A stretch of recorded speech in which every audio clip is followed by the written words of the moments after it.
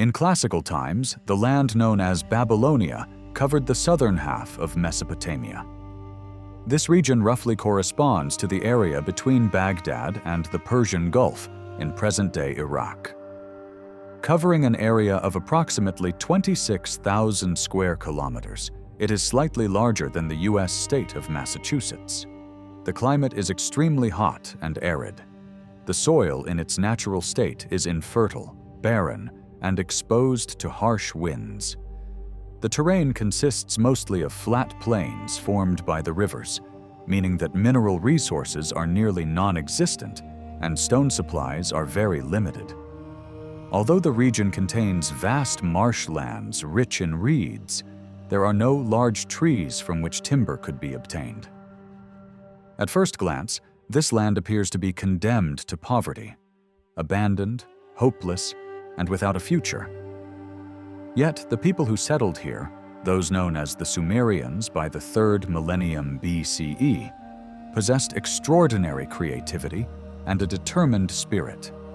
Despite all the natural disadvantages, they transformed Sumer into something like a Garden of Eden and likely founded the world's first known high civilization. The Sumerians displayed remarkable talent in technological innovation.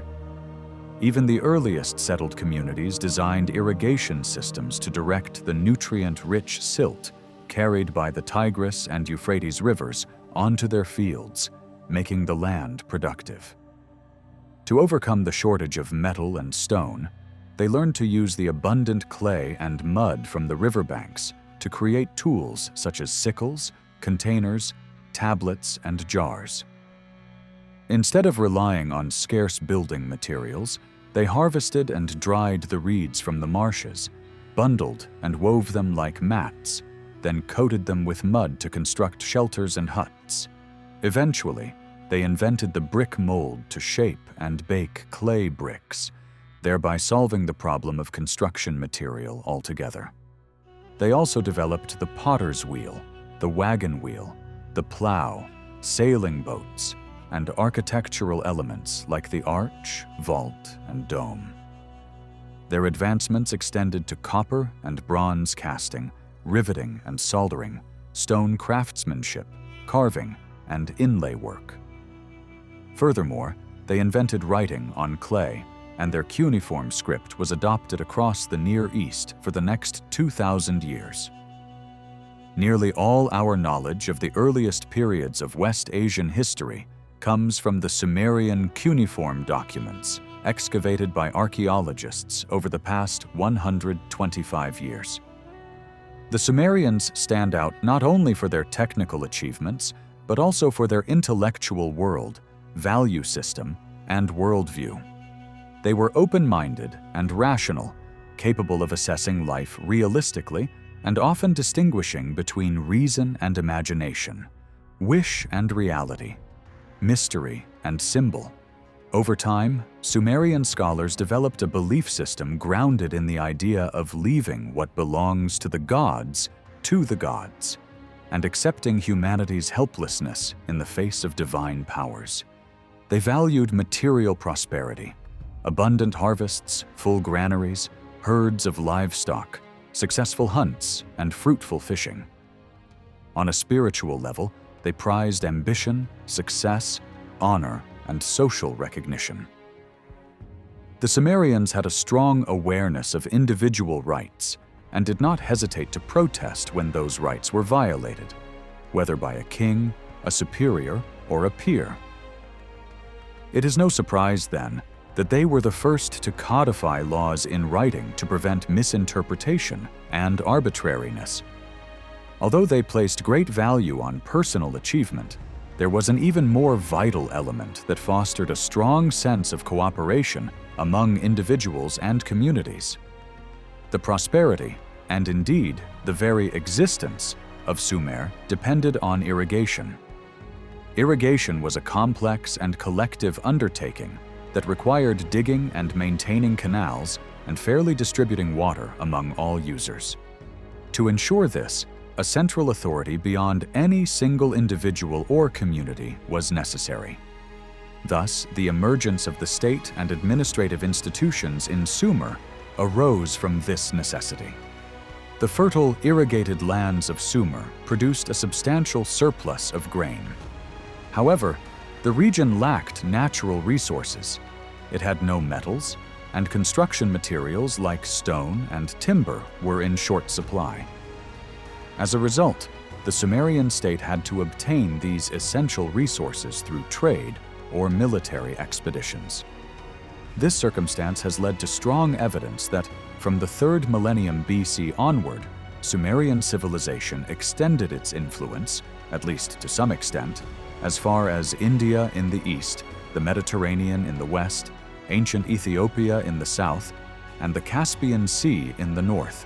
Of course, all of this happened 5,000 years ago, and may not seem directly relevant to modern people or contemporary culture. Yet the truth is that the Sumerian civilization was the time and place where many of the core concepts and institutions of the modern world first emerged. Today's philosophers, teachers, historians, poets, jurists, reformers, statesmen, and politicians, even architects and sculptors, can all find their earliest counterparts in ancient Sumer. The name Sumer had completely vanished from human memory for nearly 2,000 years. The Sumerian people and their language were rediscovered in an entirely unexpected way, leading to a slow and often debated development of Sumerological studies. The Sumerian language was deciphered through cuneiform texts previously believed to be written in Akkadian, a Semitic language related to Assyrian and Babylonian. The key to Akkadian, in turn, was found in Old Persian, the language used by the Persians and Medes who ruled Iran in the 1st millennium BCE. Some Persian rulers of the Achaemenid dynasty had their inscriptions written in 3 languages using cuneiform: their native Persian, the local Elamite, and Akkadian, the language spoken in the conquered Babylon-Assyria region. This multilingual cuneiform grouping functioned much like a Mesopotamian version of the Rosetta Stone. Although cuneiform originated in Iraq, these vital inscriptions were discovered in Iran. Thus began the decipherment of cuneiform and the rediscovery of Mesopotamian civilization. This story will be summarized only briefly here, as it has been retold in great detail in recent years. The aim is to offer the audience a broad overview of the bigger picture and to honor the contributions of the now deceased explorers, excavators, and scholars who labored in this field. Although no direct traces of the Sumerian civilization can be clearly followed today, the pathways of cultural transmission are so intricate and winding that their influence, though faint, is still present. One can find echoes of Sumer in the laws of Moses, the Proverbs of Solomon, the sufferings of Job, a manger in Jerusalem, a dying God-man narrative, in Hesiod's verses about the birth of the cosmos, in Indian mythology, in Aesop's fables, in Euclid's theorems, the symbols of the zodiac, a royal coat of arms, the weight of a mina, or the angle of a degree. In the following moments, the history, social structure, religious beliefs, education system, literary works, and value system of Sumerian civilization will be briefly summarized. But first, we must review how this civilization was rediscovered through archaeological excavations and how its script was deciphered. Curiously, less than 100 years ago, there was no information at all about the Sumerian civilization. In fact, no one even imagined that such a people or language might have existed.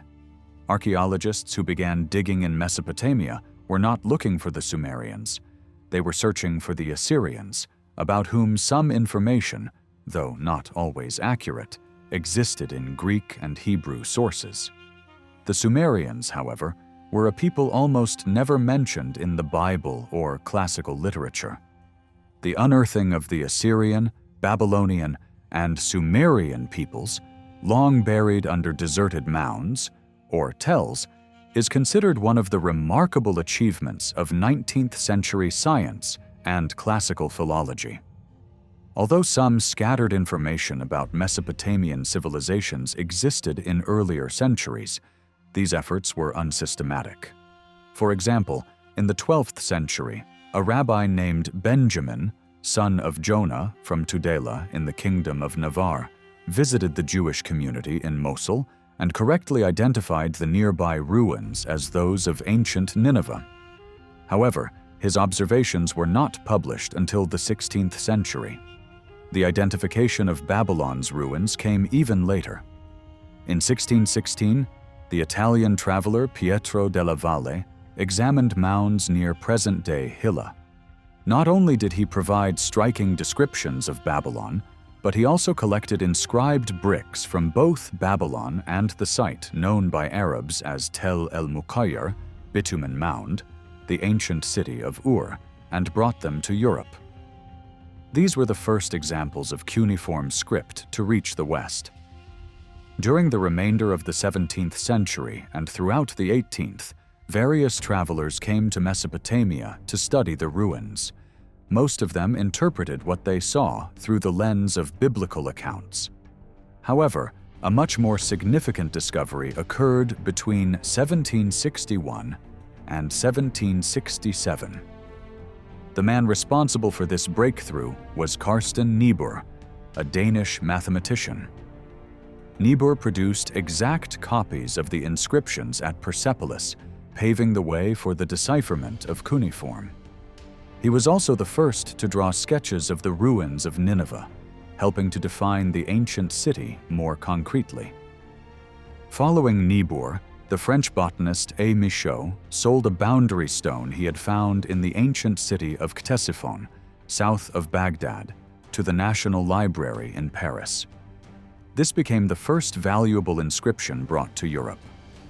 Although the text on the stone was subjected to some absurd translations at the time, it actually contained traditional curses meant for anyone who might damage the boundary marker.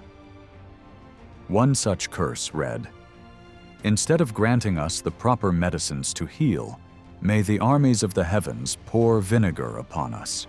Around the same period, Archpriest Beauchamp, a parish priest in Baghdad and a corresponding member of the French Academy of Sciences, was conducting careful and detailed observations, especially around the ruins of Babylon. In fact, he is considered to have carried out the first archaeological excavation in Mesopotamia. By hiring a few local workers, he excavated the area where the statue now known as the Lion of Babylon still stands and is visited by tourists today.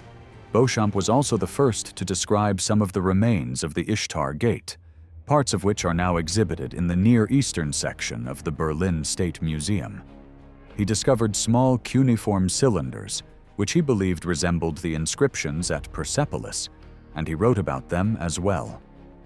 His travel notes, published in 1790, were translated into English and German and caused a significant stir in academic circles. Beauchamp's initiative also prompted the British East India Company to take action. The company authorized its representatives in Baghdad to carry out archaeological research. As a result, in 1811, one of the company's representatives in Baghdad, Claudius James Rich, studied the ruins of Babylon, mapped the site, and even conducted limited excavations in certain areas. Nearly 9 years later, Rich traveled to Mosul, where he sketched the mounds of ancient Nineveh and carried out extensive investigations. During this time, he collected many inscribed tablets, bricks, boundary stones, and cylinders attributed to Nebuchadnezzar and Sennacherib. His secretary, Carl Bellino, was tasked with preparing meticulous copies of these inscriptions, which were later sent to the cuneiform expert Grotefend for decipherment. Rich's collection became the foundation of what is now the British Museum's vast collection of Mesopotamian artifacts. Claudius James Rich died in 1821 at the young age of 34, but the 2 memoirs he wrote about the Babylonian ruins complete with illustrations and samples of inscriptions, continued to influence future scholarship. He was followed by Robert Kerr Porter, who created detailed maps of the Babylon region and artistic depictions of various Mesopotamian ruins. Later, in 1828, Robert Mignon conducted brief excavations at the Babylon mounds, where Rich had previously worked in 1811. With a team of 30 men, Mignon dug an area of 10 square meters to a depth of 6 meters and became the first person to extract a cuneiform cylinder from the earth. By the 1830s, British travelers such as J. Bailey Fraser and William F. Ainsworth were exploring various ancient sites in southern Mesopotamia. However, they had no information or clues to suggest that these sites once belonged to the Sumerian civilization. We now arrive at the beginning of systematic excavations, namely the year 1842 and the efforts of Paul-Émile Botta, the French consul in Mosul.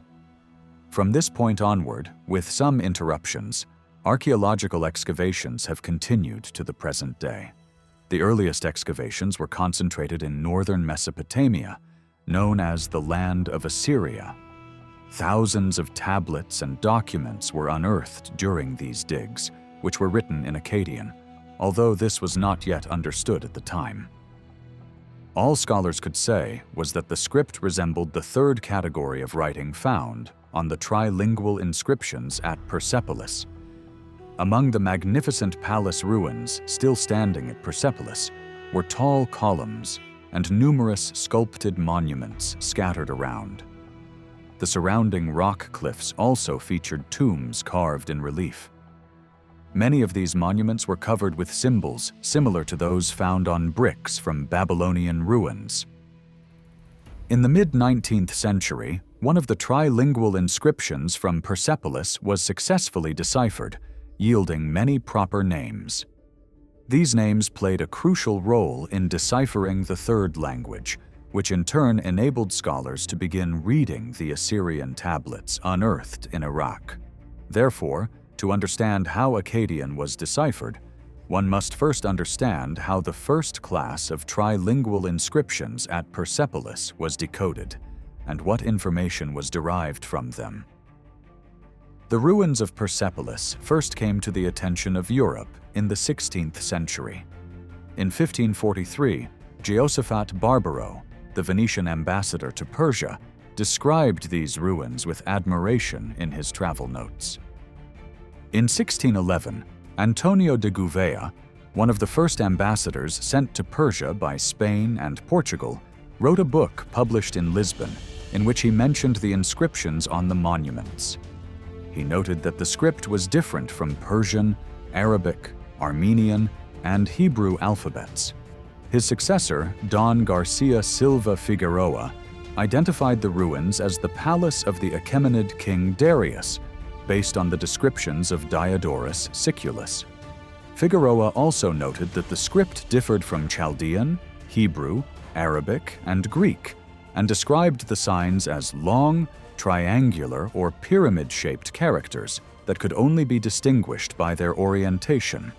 On October 21, 1621, Pietro della Valle wrote in a letter that he had studied the ruins of Persepolis and copied 5 signs from the inscriptions, one of which was incorrect.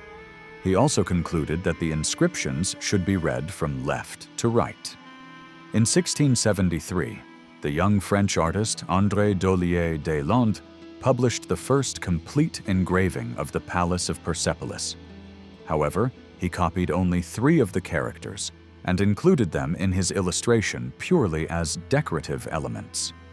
This view, that the inscriptions were ornamental rather than linguistic, became widely accepted throughout the 18th century. In 1677, Sir Thomas Herbert, who had served as Britain's ambassador to Persia about 50 years earlier, published a short 3-line excerpt consisting of lines taken from 3 different inscriptions, though with many inaccuracies. Nevertheless, his description of the writing is historically important. These signs resemble neither letters nor hieroglyphs. They are strange and unusual. We are so far from deciphering them that we cannot even determine whether they are words or mere symbols. I lean toward the idea that they represent words, but perhaps they are syllables, similar to our shorthand. In 1693, Samuel Flower, a representative of the East India Company, published a copy of a 2-line inscription from Persepolis. However, the inscription actually consisted of 23 repeated signs taken from various inscriptions, leading to confusion and disappointment among those trying to decipher it. In 1700, the script was referred to for the first time as cuneiform. The term was coined by Thomas Hyde, who used Flower's inscription in a book he wrote on the ancient Persian religion and described the characters as cuneiform signs. Unfortunately, he believed the marks were not a meaningful script, but merely decorative symbols.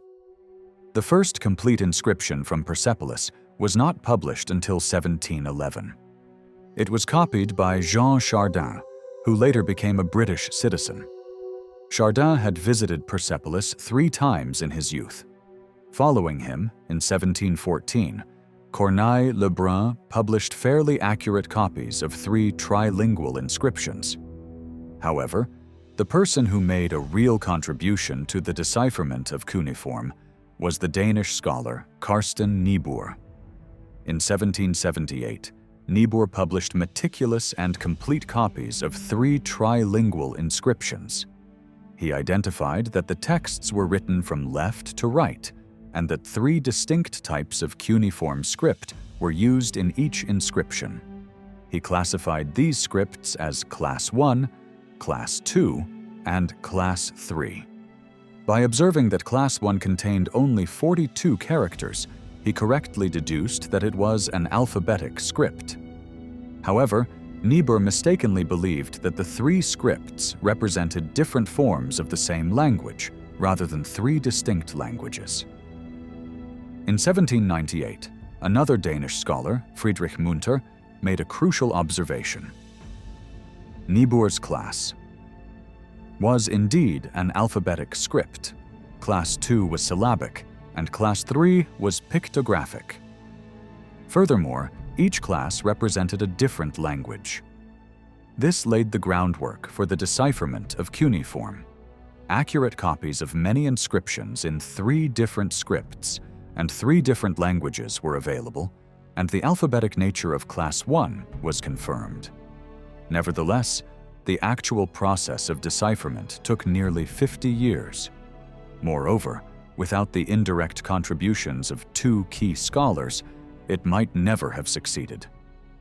One of these was the Frenchman Anquetil Duperron, who had studied the sacred Zoroastrian texts known as the Avesta while living in India. Through the works he published in 1768 and 1771, researchers attempting to decipher the inscriptions at Persepolis gained access to knowledge of Old Persian. Since Class 1 always appeared first in the trilingual inscriptions, it was assumed to represent Old Persian, an assumption that proved extremely helpful. The second key contribution came in 1793 from Sylvester de Sacy, who had translated much later Pahlavi inscriptions found near Persepolis. These inscriptions followed a formulaic structure, thought to have been derived from earlier monumental texts. The Great King, King of Kings, Son of Y. The Great King, King of Kings X. Returning to the decipherment of cuneiform, the first serious attempt was made by Olaf Gerhard Tuxen. While studying Class 4 inscriptions, he correctly identified 4 characters and discovered that one frequently recurring symbol served as a word divider. However, he mistakenly dated the inscriptions to the Parthian dynasty, about 500 years too late, and his translations, based entirely on speculation, were inaccurate. In 1798, the same year Tuxen published his findings, Friedrich Munter presented a paper to the Royal Danish Society of Sciences demonstrating that the Persepolis inscriptions belonged to the Achaemenid dynasty. This marked an important development in the decipherment process. But it was Georg Friedrich Grotefend, a Greek teacher at a high school in Göttingen, who ultimately achieved the first successful decipherment of what Niebuhr had labeled Class 1. Grotefend began by identifying the most frequently repeated signs, assuming they were vowels. Using the formulaic phrases noted by de Saci in the Pahlavi inscriptions, he guessed the parts of the text where kings' names and their fathers' names appeared. He then compared these with known Achaemenid royal names, matching them based on the length and shape of the symbols. He also used several Old Persian words derived from Anquetil Duperron's research to match signs with their phonetic values. In this way, he correctly determined the phonetic values of 10 signs and successfully identified 3 royal names. Although his translation included some errors, it made the general meaning of the inscriptions understandable. Parts of Grotefend's decipherment were published in 1802, with a more detailed account appearing 3 years later.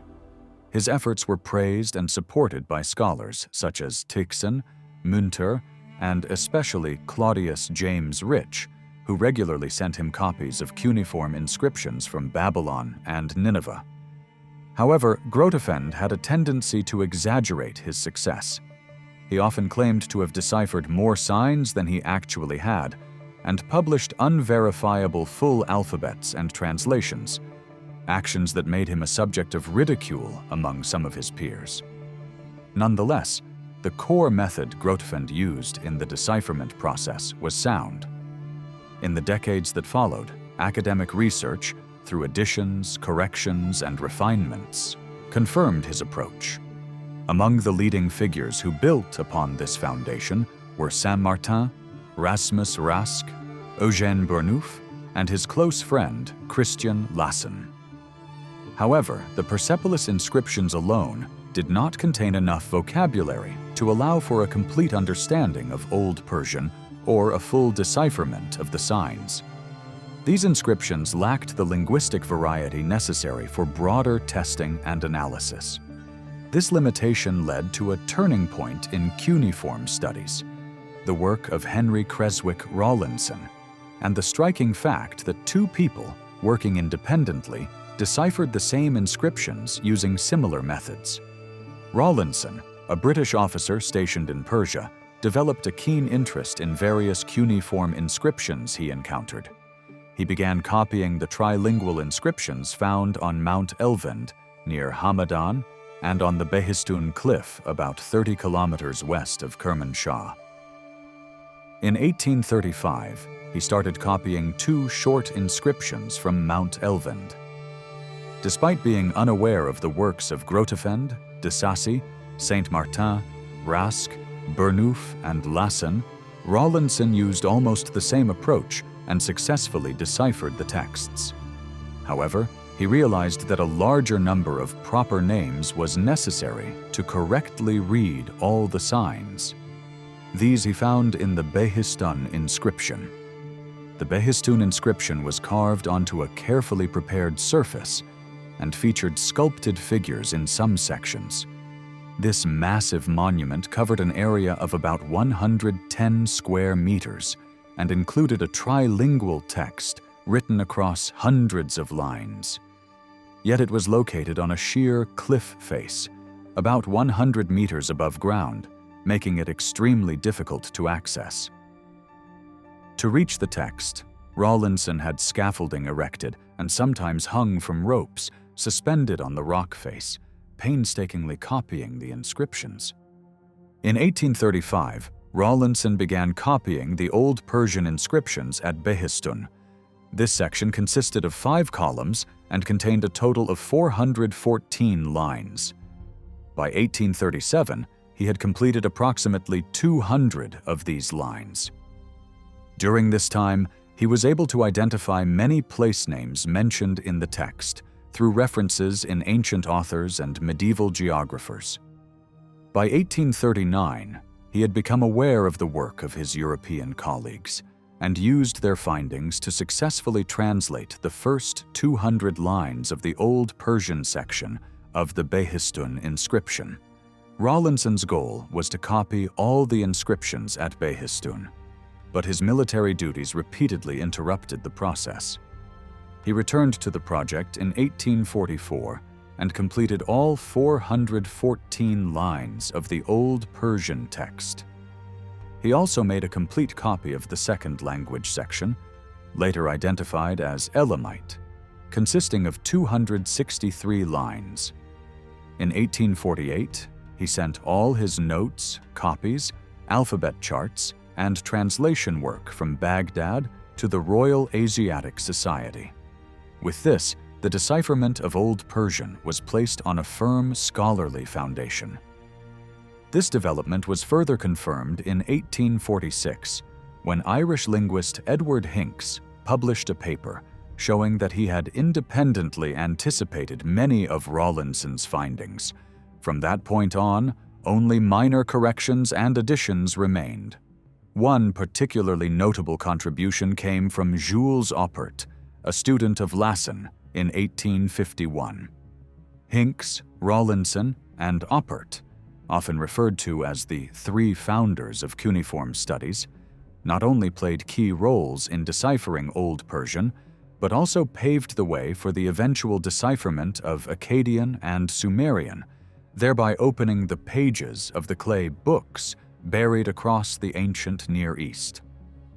This brings us to the large-scale and systematic excavations that began in Mesopotamia, as well as the discovery and decipherment of Akkadian and Sumerian, initiated by the work of the Holy Trinity of Hincks, Rawlinson, and Oppert. In 1842, Paul-Émile Botta was appointed French consul in Mosul. Upon assuming his post, he began excavating the mounds of Kuyunjik and Nebi Yunus, both believed to contain the ruins of ancient Nineveh. When these excavations yielded limited results, Botta shifted his attention to Khorsabad, just north of Kuyunjik, where he made significant archaeological discoveries. Khorsabad turned out to contain the remains of the palace of the powerful Assyrian king Sargon II, who reigned in the early 8th century BCE, though the excavators were unaware of this at the time. The site featured a vast area filled with sculptures, friezes, and reliefs covered in cuneiform inscriptions. Only 3 years later, British archaeologist Austen Henry Layard began excavations, first at Nimrud, then at Nineveh, and then again at Nimrud. In addition to palatial ruins adorned with reliefs, Layard also uncovered a library in Nineveh belonging to King Ashurbanipal, the grandson of Sargon II. This library consisted of thousands of tablets and included invaluable works on lexicography, religion, and literature from antiquity. By the late 19th century, European institutions held hundreds of cuneiform texts, most of them recovered from Assyrian sites and still awaiting decipherment. At the time, the decipherment of these texts appeared extremely difficult, but thanks to the persistent and creative efforts of Hincks, Rawlinson, and Oppert, the breakthrough came in just over a decade. Researchers in this field had one significant advantage. Even before the excavations of Botta and Layard, a limited number of inscriptions from Babylon had made their way to Europe. Scholars noticed that the signs on these inscriptions resembled the script Niebuhr had labeled Class 3 in his work on the trilingual inscriptions of Persepolis. However, this script resisted decipherment. The Persepolis inscriptions were too short to provide enough linguistic data, and the Babylonian inscriptions appeared to contain hundreds of distinct signs. In contrast, Class 1 writing had only 42 signs, which made the identification of repeated names or words manageable. Additionally, the shapes of the signs in the Babylonian inscriptions varied greatly, further complicating matters. It is therefore not surprising that early attempts to decipher the Babylonian script failed. The first significant success came in 1847, when Edward Hincks published his findings. Using the long Old Persian version of the Behistun inscription, rich with proper names, he correctly identified several vowels, syllabic signs, and ideograms. He even succeeded in reading the first non-proper Babylonian word, anaku, a pronoun meaning I or me, nearly identical to its Hebrew equivalent ani. However, Hincks's most important contribution came in 1850. This turning point also built upon the earlier work of Botta. In 1848, Botta had published a detailed study of cuneiform. Although he was only partially successful in determining the meanings of ideograms, he did not attempt direct phonetic readings. His most valuable contribution was the identification of numerous signs that differed in form but shared the same meaning.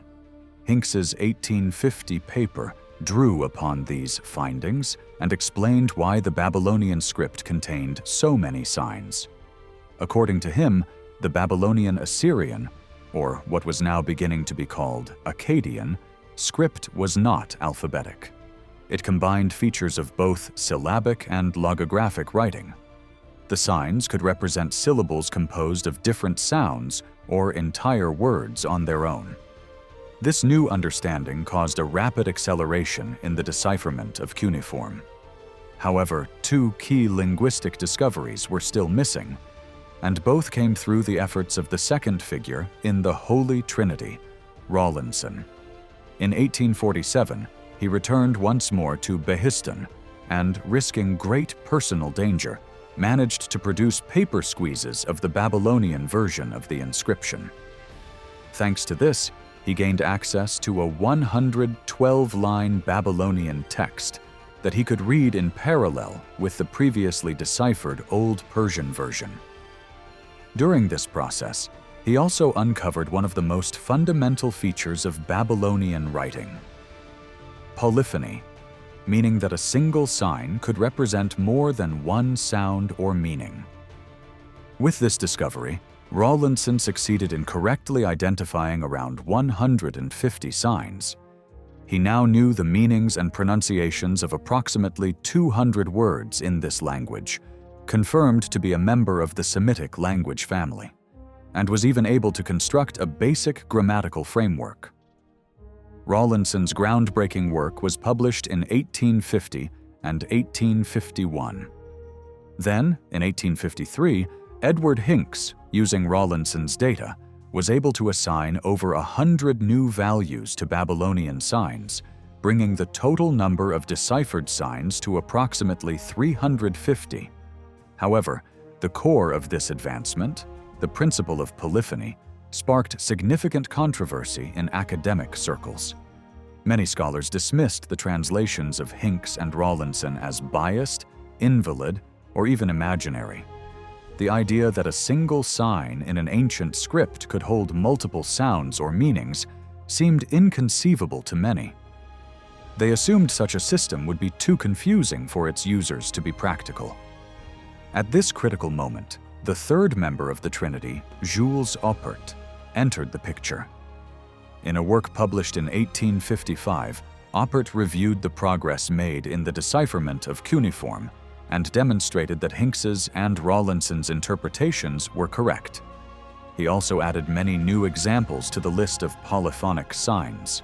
Oppert was the first to closely examine and make full use of the syllabary tablets recovered from Ashurbanipal's library in Nineveh, tablets that had been compiled by ancient scribes and systematically recorded the syllable system of the language.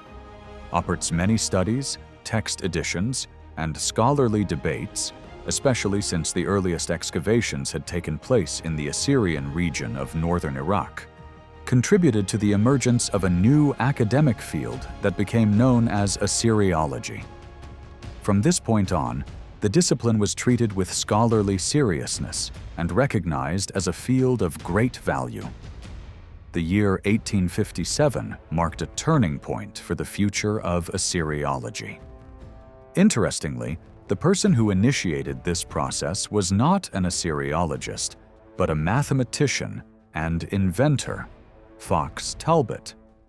Although known for his work in integral calculus and his contributions to the development of photography, Talbot was also an amateur Orientalist. He had studied the works of Rawlinson and Hincks and had published translations of several Assyrian texts.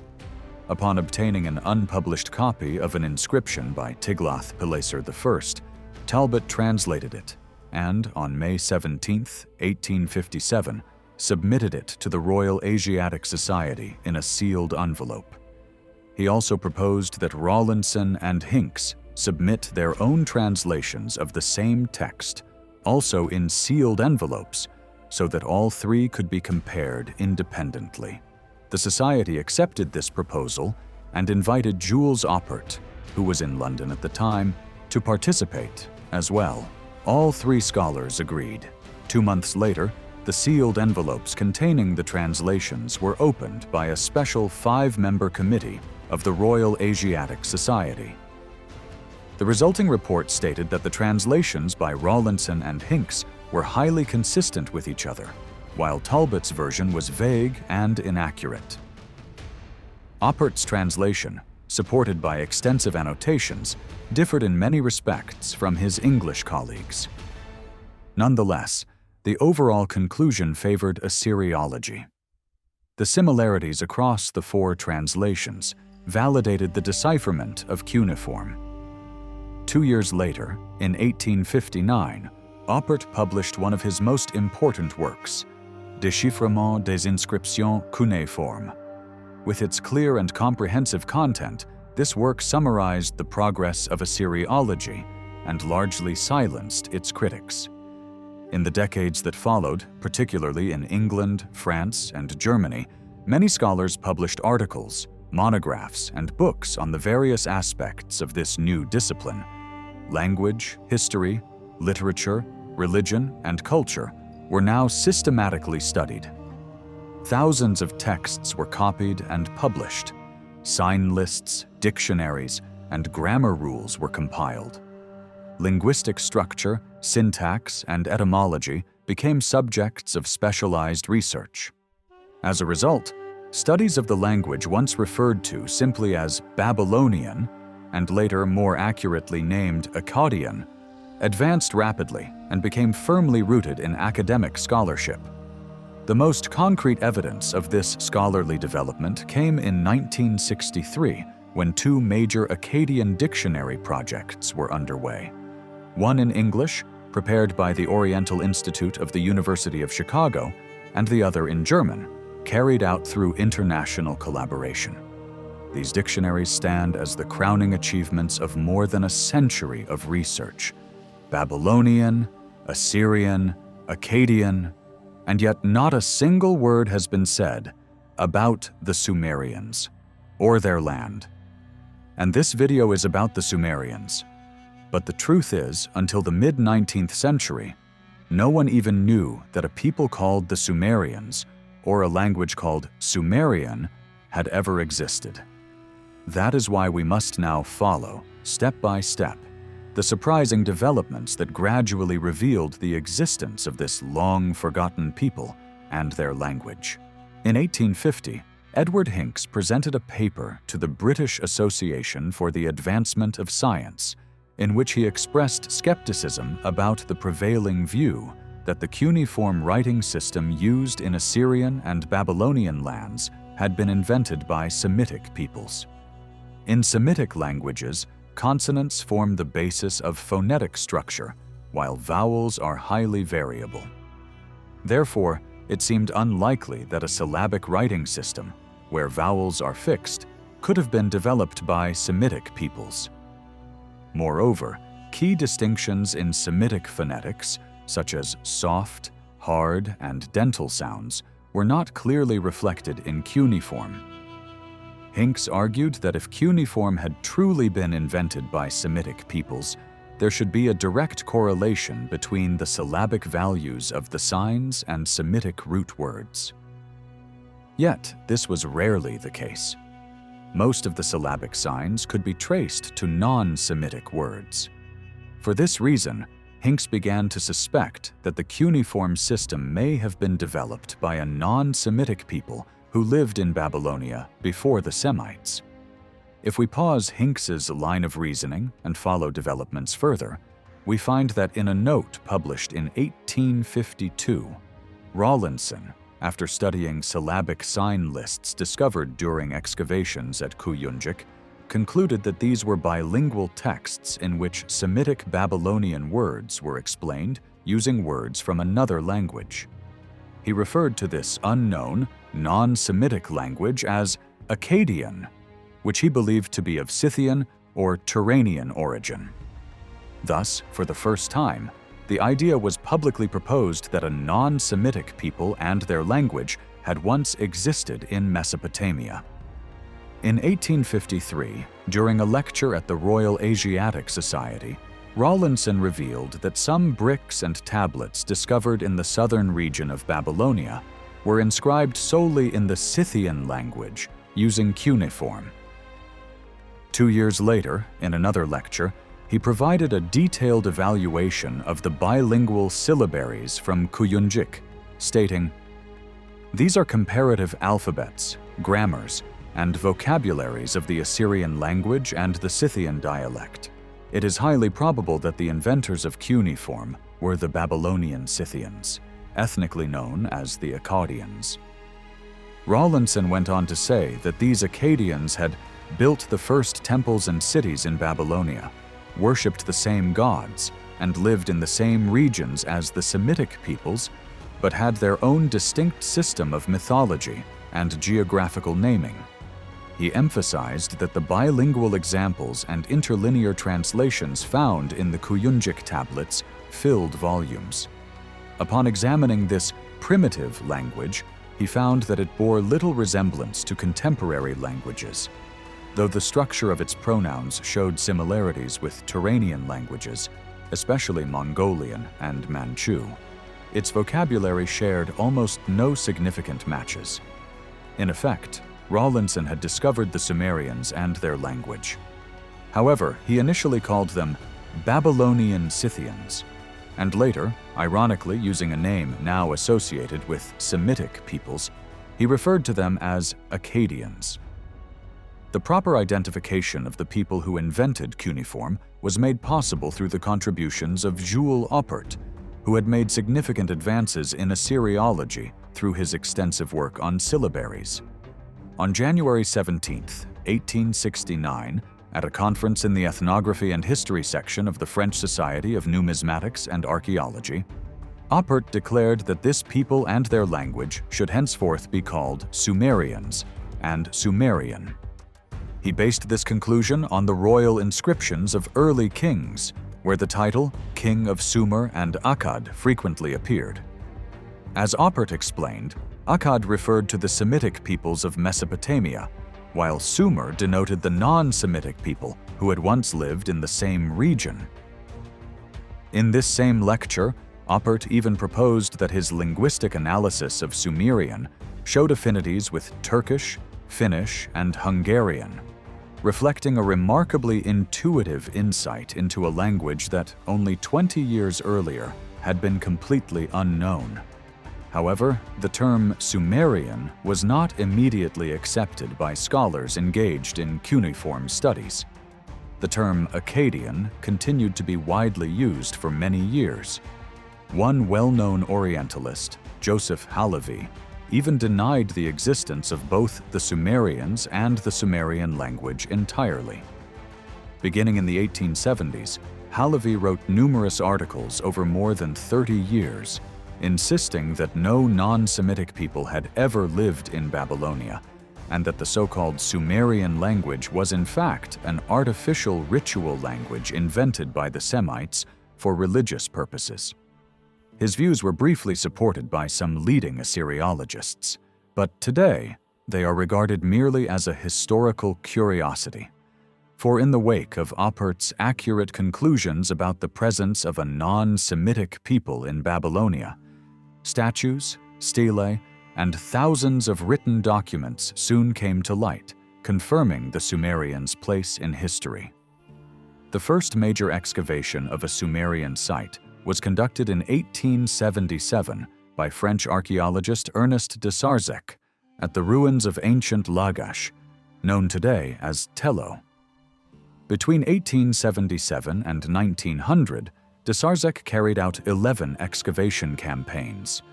These uncovered numerous artifacts, including statues of Gudea, stelae, the famous Gudea cylinders, and thousands of tablets dating to the Ur-Nammu dynasty. In 1884, Léon Houzé began publishing the work Découverte en Chaldée par Ernest de Sarzec, which was enriched by the contributions of epigraphers Arthur Amiot and François Thureau d'Angin. The French excavations at Lagash were later continued under Gaston Cros, Henri de Genouillac, and André Parrot. In total, 20 excavation campaigns were conducted at Lagash.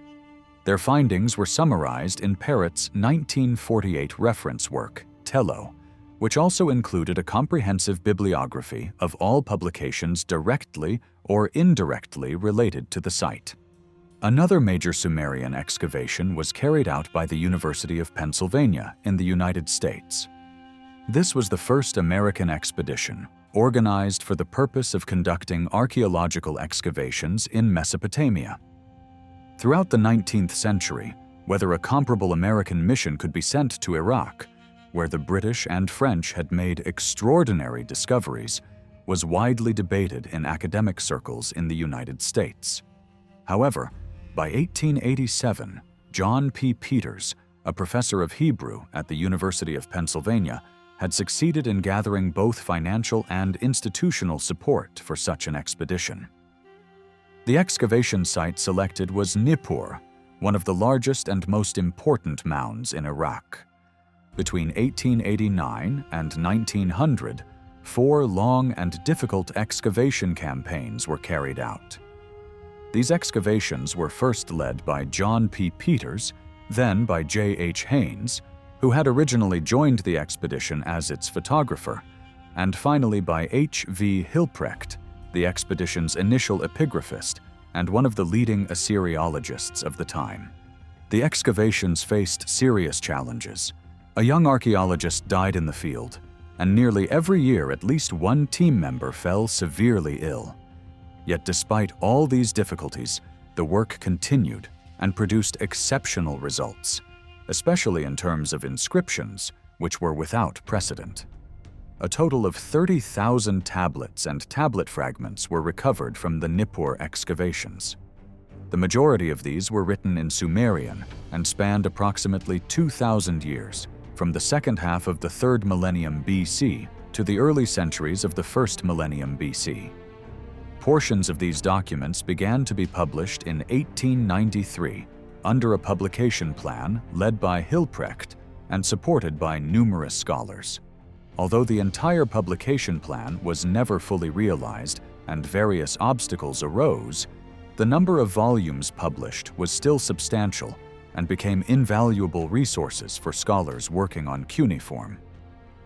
And so, we arrive at the era of Sumerology, the systematic study of the Sumerians and their language, and the period following the legacy of the 3 great pioneers, Hincks, Rawlinson, and Oppert. Before the excavations at Lagash and Nippur, available material for research on the Sumerians and their language was almost entirely limited to the bilingual syllabaries and interlinear translations found in Ashurbanipal's library at Nineveh. These documents were included in the 5-volume Cuneiform Inscriptions of Western Asia, edited by Rawlinson. However, the material dated to the 7th century BCE, nearly 1,000 years after the Sumerians had disappeared from history and their language had fallen out of use. Although a limited number of Sumerian or post-Sumerian bricks, tablets, and cylindrical inscriptions had reached Europe and were mainly housed in the British Museum, very little information could be gleaned from such a narrow collection. In contrast, the excavations at Lagash and Nippur provided scholars with thousands of bilingual Sumerian inscriptions. Combined with the grammatical rules and lexical data extracted from the syllabaries and translations found at Kuyunjik, these new texts enabled researchers to begin translation and interpretation work in earnest. Most of these inscriptions dealt with administration, economics, and law.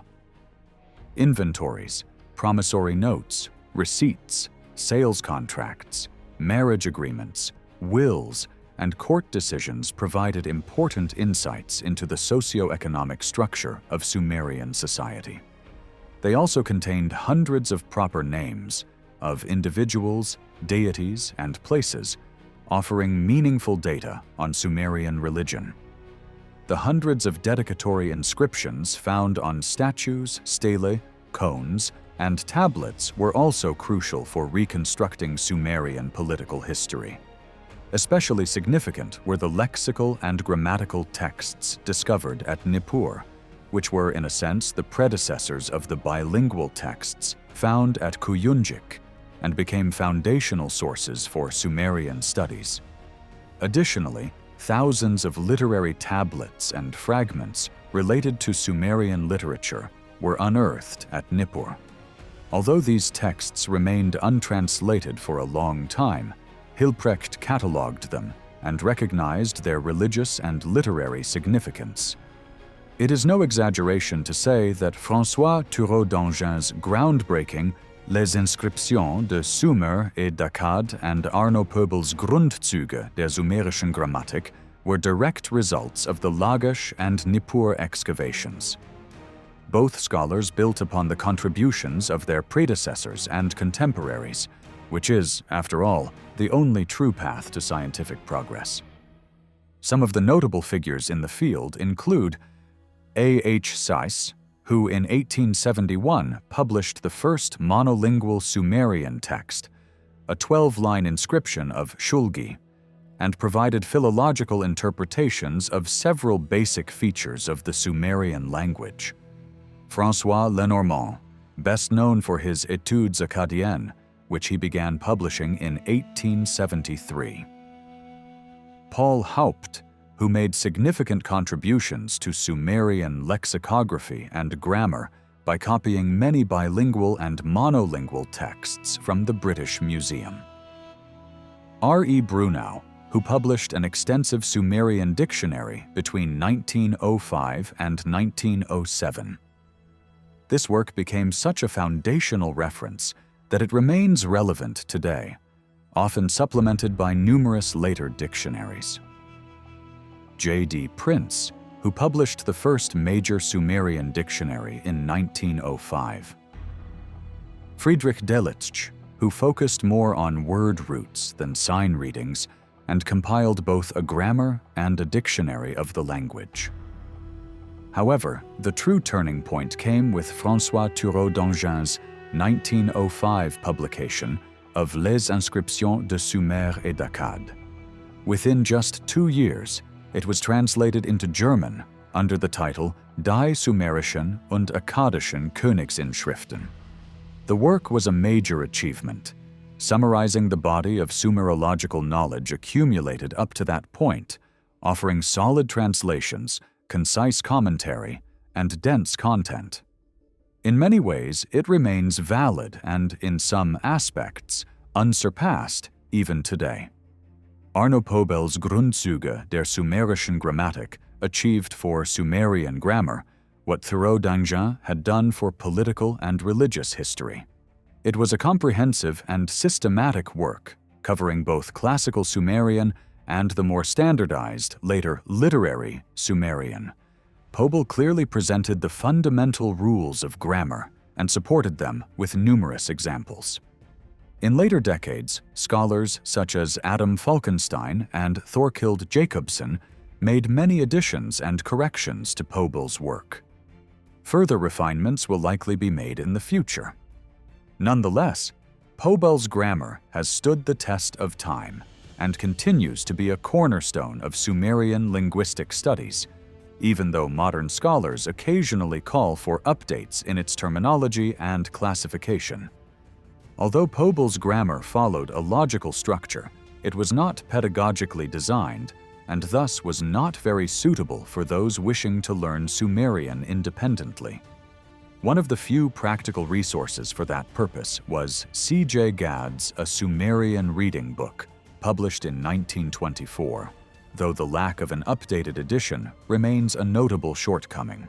Another pedagogically useful work is Anton Daimel's Sumerische Grammatik. However, in this video as well, the challenges of translating Sumerian texts have only been addressed at a surface level.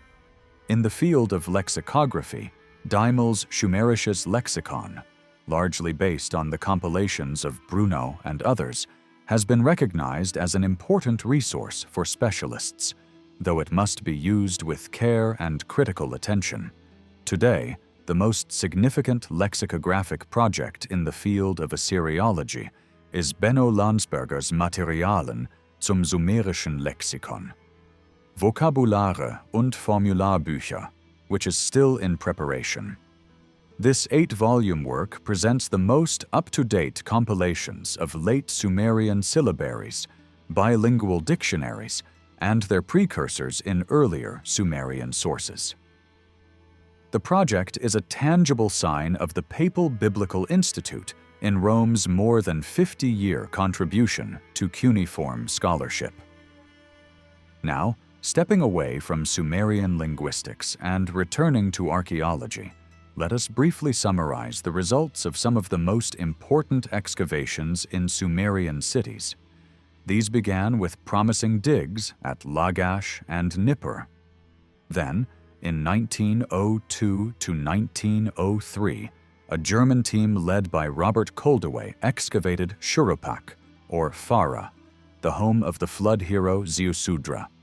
Here, many administrative, economic, and lexical texts dating to the 25th century BC, thus predating the Ur-Nammu dynasty of Lagash, were discovered.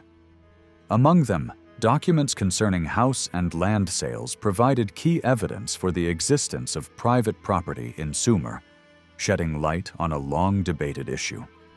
Lexical texts found during the same excavation were of immense importance for the history of civilization, as they demonstrated that schools already existed in Sumer by the 25th century BC. In addition, many graves, public and private buildings, and objects made of stone, metal, and baked clay, as well as cylinder seals, were uncovered. In 1930, a team from the University of Pennsylvania, led by Eric Schmidt, returned to Farah for further excavation, though their findings were not substantially different from those made 30 years earlier. In 1903, a team sent by the University of Chicago and led by E.J. Banks excavated Adab, modern-day Bismaya, the capital of Lugal-annemundu. There, they discovered numerous ancient documents similar in form and content to the tablets of Farah. Banks also uncovered many temple and palace remains, as well as numerous votive inscriptions and a statue inscribed with the name Lugal-dalu, dated to around 2400 BC. The most important publication from this expedition was a volume containing copies of texts by D.D. Luckenbill, which proved especially significant for the study of Sargon's era and earlier Sumerian history. Between 1912 and 1914, a French team led by the renowned epigrapher Henri de Genouillac conducted excavations at Kish, the first capital of the post-flood kingdom. Though World War I interrupted their work, in 1923, a British-American team led by Stephen Langdon carried out 10 consecutive excavation seasons. These yielded numerous monumental structures, a ziggurat, cemeteries, and tablets. The archaeological material was published by the Field Museum, while the epigraphic finds were published by Oxford University. A smaller group from the Kish expedition conducted a brief excavation at an unknown ancient settlement near Jemdet Nasr. The work at this small site led to a highly significant discovery. Hundreds of proto-cuneiform tablets, dated to around 2800 BC, the oldest Sumerian inscriptions known to date. These were copied and published by Stephen Langdon, marking a true turning point in the study of Sumerian epigraphy. We now arrive at the ancient city known today by Arabs as Yarka, known to the Sumerians and Akkadians as Uruk, and referred to in the Bible as Erech. As of 1963, one of the most systematic and scientifically rigorous excavations ever conducted was underway here. These excavations made major contributions to understanding Sumerian history and culture from a stratigraphic perspective. The first organized excavations at Erech were begun by a German team under Julius Jordan. After a forced break due to World War I, the team resumed its work in 1928 and continued until the outbreak of World War II in 1939. During this period, the team included important epigraphers such as Adam Falkenstein, who would make lasting contributions to Sumerian studies over the next 30 years. The excavation team at Uruk, referred to today in Arabic as Yarka and as Erech in the Bible, developed a method for relatively dating Sumerian artifacts. They dug a deep-sounding trench, about 20 meters down through settlement layers, and carefully separated finds from different periods. This process traced human occupation from the earliest settlers to mid-3000 BC, when the first monumental Sumerian structures emerged. Among the small finds was a roughly 1 meter tall steatite vase decorated with scenes illuminating early Sumerian ritual and worship traditions. A life-sized marble head of a woman from circa 2800 BC demonstrated the surprising sophistication of early independent Sumerian sculpture. Importantly, over 1,000 proto-cuneiform tablets were found in an early temple, shedding light on the developmental origins of the writing system. Many of these tablets were meticulously published by Adam Falkenstein. In 1954, under H. Lenson, excavations resumed and have continued in a disciplined manner. These efforts aim to place the legendary city of Uruk at the center of Mesopotamian archaeology, illuminating its architecture, art, history, religion, and literary legacy. Moving to another key biblical site, Ur, systematic excavations were conducted between 1922 and 1933 under Sir Leonard Woolley.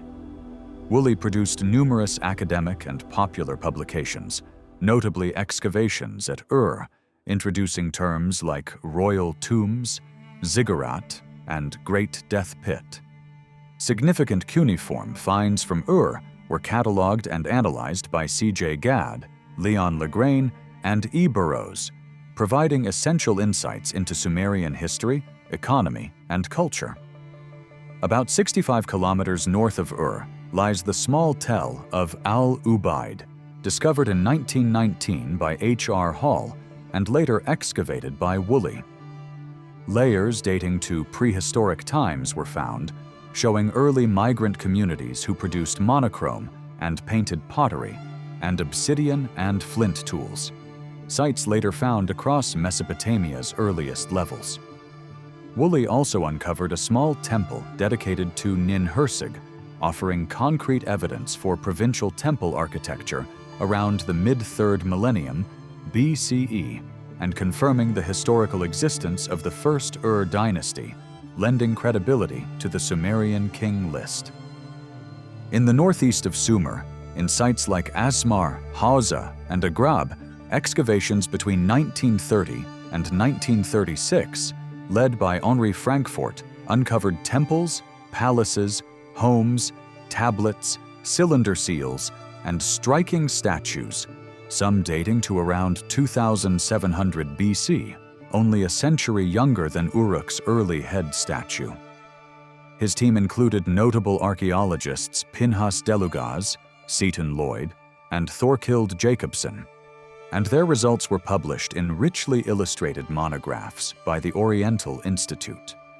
Moving westward, the Louvre, led by André Parrot, excavated Mari in today's Middle Euphrates region from 1933 to 1956. Though Mari was populated almost exclusively by Semites, its texts are primarily Akkadian. The city's architecture and culture were virtually indistinguishable from a Sumerian city. Excavations revealed temples, a ziggurat, statues, inlays, and even a singer statue bearing the name Ur-Nammu, founder of the early Lagash dynasty. Assyriologist Georges Dossin, along with Perret, published Mari's texts with help from French and Belgian scholars. These excavations reinvigorated France's role in Mesopotamian archaeology. The delay in foreign missions during wartime spurred the Iraqi Directorate of Antiquities to carry out independent campaigns, resulting in 3 significant Sumerian-era digs. Uqair. Although the ancient city's identity remains unresolved, excavations revealed the earliest known painted Sumerian temple, its inner walls and altar richly frescoed. Ubaid period houses and early clay tablets were also recovered. Tel Harmal, over 2,000 tablets and a temple were uncovered, including well-preserved lexical lists and mathematics textbooks, creating a major stir in scholarly circles. In the southern extremity of Sumer, at Eridu, the sacred city of the wisdom god Enki, excavations directed by Fuat Sefer between 1946 and 1949 uncovered early Ubaid period pottery, a Ubaid cemetery, and 2 palaces dating to the mid-3rd millennium BC. The Temple of Enki revealed successive construction levels reaching back to around 4000 BC. Strikingly, no written documents were found in this deeply sacred and symbolic city, a surprising absence for a city whose patron deity was wisdom. After the war, only 2 major international excavation teams returned to Sumerian sites in Iraq. The Germans focused on Uruk, while the Americans, largely due to Thorkild Jacobsen, resumed work at Nippur. There, during seasonal campaigns, they cleaned the Enlil temple, recovered over 1,000 tablets and fragments, and uncovered the temple of Inanna. By this time, the future of Sumerian archaeology in Iraq rested in the hands of Iraqi scholars. There is strong reason to trust that Iraqi archaeologists and academics, not only for national pride but for humanity's heritage, will continue to honor and study their ancient Sumerian forebears. The extensive information we now have, from cuneiform decipherment to archaeological findings, is sufficient for an overview. But before moving into Sumerian history itself, we must touch on a fundamental challenge faced by Near Eastern archaeologists and historians: dating. Even radiocarbon dating has not resolved this issue, as technical limitations make its results often unreliable, especially in southern Mesopotamia, where margin of error exceeds acceptable levels. Traditionally, the chronologies attributed to Sumerian rulers and dynasties were inflated, partly due to a desire among archaeologists to claim earlier origins. More crucially, this stemmed from ancient king lists compiled by Sumerian and Babylonian scribes. They stacked coeval rulers sequentially as if they ruled one after another. Thanks to modern research, typical Sumerian chronologies in textbooks have been revised downward by up to 5 centuries. 2 fixed dates anchor the relative timeline. First, the end of the 3rd dynasty of Ur, when the Sumerians lost political dominance. Second, the accession of the Babylonian king Hammurabi around 1750 BC, marking the final disappearance of Sumerians politically, ethnically, and linguistically. A span of approximately 195 years separates the fall of Ur III from Hammurabi's rise, supported by written records. Before that, reliable historical records reach back only to circa 2500 BC, during the reign of Meselim. Earlier dates rely entirely on archaeology, stratigraphy, textual interpretation, and the unreliable radiocarbon method. At this point, having explained how archaeologists and historians reconstruct and date the long-lost Sumerian past, By combining diverse methods, we are nearly ready to enter the core of Sumerian history. Their rise, political, military, and societal transformations. But one more caveat remains. The surviving written sources are extremely limited, fragmentary, and difficult to access. Sumerian settlement lasted from roughly 4,500 BC to 1750 BC, a span of nearly 3,000 years. You may rightly ask, where does this historical information come from, and how reliable is it? The most pessimistic and uncertain answer is this. The Sumerians did not develop historiography as we understand it today, an approach that explains causality, analyzes processes, and interprets events. Sumerian scribes were primarily archivists, recording events without exploring their meaning or connection. Their worldview saw all events as the direct work of gods, planned and executed in full by divine decree. Thus, a Sumerian scribe did not conceive of progress, from marshes to monumental urban society, as an outcome of human ambition, planning, trial, discovery, and invention. That idea was foreign. For them, events simply happened according to divine will. The practical need for writing arose not from a desire for history, but to record kings' offerings and temple restorations to the gods. Possibly, ceremonies marked these events before writing existed. But with the evolution from pictographic clay tokens to cuneiform, priests or scribes began recording kings' works, so later generations could see and understand them. The earliest written record-keeping appears to date back to the mid-3rd millennium BC. The earliest building inscriptions and dedication texts were very brief and lacked historical content. However, over time, scribes became more confident, original, and willing to convey information. From the 24th century BCE onward, we encounter historical documents such as the vulture stele about the treaty between Umma and Lagash, inscriptions summarizing Eannatum's military campaigns, Entamena's lengthy account of the Umma-Lagash wars, the record of Urukagina's social reforms, and Lugal-Zagesi's inscription praising his own reign. In this era, historical information was inscribed onto a wide variety of media: stone, clay tablets, bricks, door sills, bowls, vases, clay cones, cylinders, and statues. Although there are approximately 1,000 such dedicatory and commemorative inscriptions, most are brief and lack detail. Yet, because they were composed close to the events they record, they constitute fundamental sources for Sumerian political history. Moreover, it is likely that early Sumerian historians borrowed from these brief inscriptions when creating their own historical and literary works. This is far from unlikely. One of the most important and foundational source types for Sumerian history, surprisingly, is the so-called dating formulas, chronological markers that arose from the necessity of ordering events and transactions for administrative purposes. As early as around 2500 BC, inventive scribes began developing dating systems suitable for record-keeping.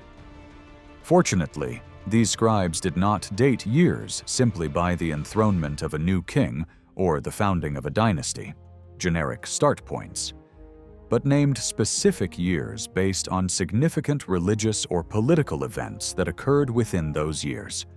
This approach provides us with invaluable historical information. Additionally, scribes compiled year-name lists that included sequences of regnal years across one or more rulers, enabling later researchers to arrange events chronologically. From these formulas and regnal lists emerged perhaps the most famous historical Sumerian document, the Sumerian King List. This document records the names and lengths of reigns of numerous Sumerian kings, from the mythical kingship descending from heaven in sacred antiquity up to the Isin dynasty, which ruled around 1950 BC. Undoubtedly, This unique text blends historical fact with myth, and distinguishing history from legend is often difficult. It seems that the list's compiler mistakenly assumed that all dynasties followed each other in sequence, though many overlapped in time. Moreover, early rulers are attributed impossibly long reigns, about 250,000 years for the 8 antediluvian kings, and more than 25,000 years for the first 2 dynasties after the flood. Despite these flaws, when carefully interpreted, the king list offers a priceless framework for reconstructing Sumerian chronology. Another extremely valuable historical source is royal correspondence, letters between kings and their officials. Although such letters first appeared around the 24th century BC, the most historically significant group belongs to the 3rd dynasty of Ur. Unlike formal dedication inscriptions and chronological formulas, these letters reveal human relationships behind the scenes, rivalries, ambitions, jealousy, and intrigue. They reach us not in their original form, but as copies made centuries later by teachers and students in Sumerian Adubas, indicating the texts were already considered valuable in antiquity. A seemingly modest but critically important historical text is the Tumul inscription, which concerns the restoration of the Tumul temple in Nippur, dedicated to the goddess Ninlil, and the construction of different sections of the Enlil temple. While part of the inscription had been known for decades, its opening sections were missing until recently. The newly discovered opening holds unexpectedly high historical significance. We also have 2 poetic texts that can be classified, at least to some extent, as historical writing. Both deal with one of Sumer's most traumatic events, the humiliating and destructive invasions by brutal, barbaric nomads from the eastern mountains. The longer poem, often called the Curse of Agade, interprets this disaster as divine punishment for the hubris of Naram-Sin, the 4th ruler of the Akkadian dynasty. The second poem recounts how Utu-hegal, king of Uruk, led the people of Sumer to return home jubilantly after defeating Gudea's last king, Tirigan. Today, 9 Sumerian heroic epics are known, ranging from 100 to 600 lines in length. 5 of these are particularly vital since they are the sole written sources for early Sumerian history. 4 tell stories of heroes such as Enmerkar and Lugal-banda, focusing on the relationship between Sumer and Aratta, a city-state believed to have been located in northern Iran, whose precise location remains unknown. The 5th epic, Gilgamesh and King Aga of Kish, is unique for its political significance. It not only explains the earliest inter-city-state conflicts, but also records humanity's first political assembly. A bicameral Congress convened about 4,500 years ago to decide the question, war or peace? A less promising literary genre for political history is Lamentations. These texts express sorrow over the devastation and destruction visited upon Sumerian cities. The oldest such historical lament is found on a clay tablet from Lagash, detailing in some specifics the terrible destruction inflicted by the enemy, Umma.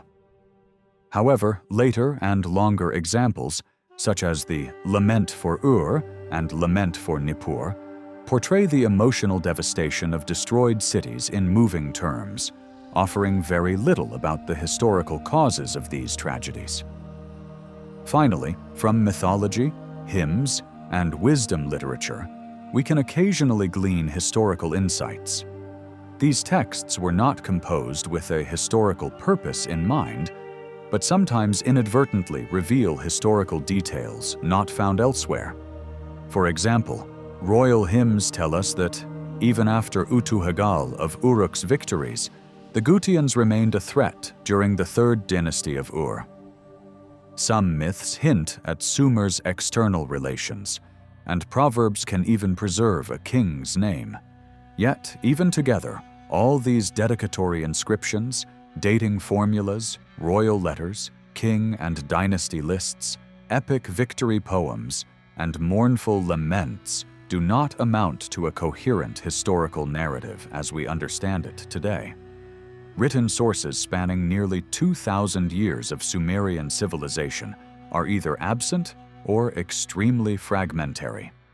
Moreover, most dedicatory inscriptions come from only a few archaeological centers, risking one-sided historical reconstruction. Heroic epics may contain kernels of truth, but separating fact from fiction often disappoints scholars. For some time, the prevailing view held that these settlements emerged on low islands, rising from the wetlands formed by the Tigris, Euphrates, and Karen alluvium.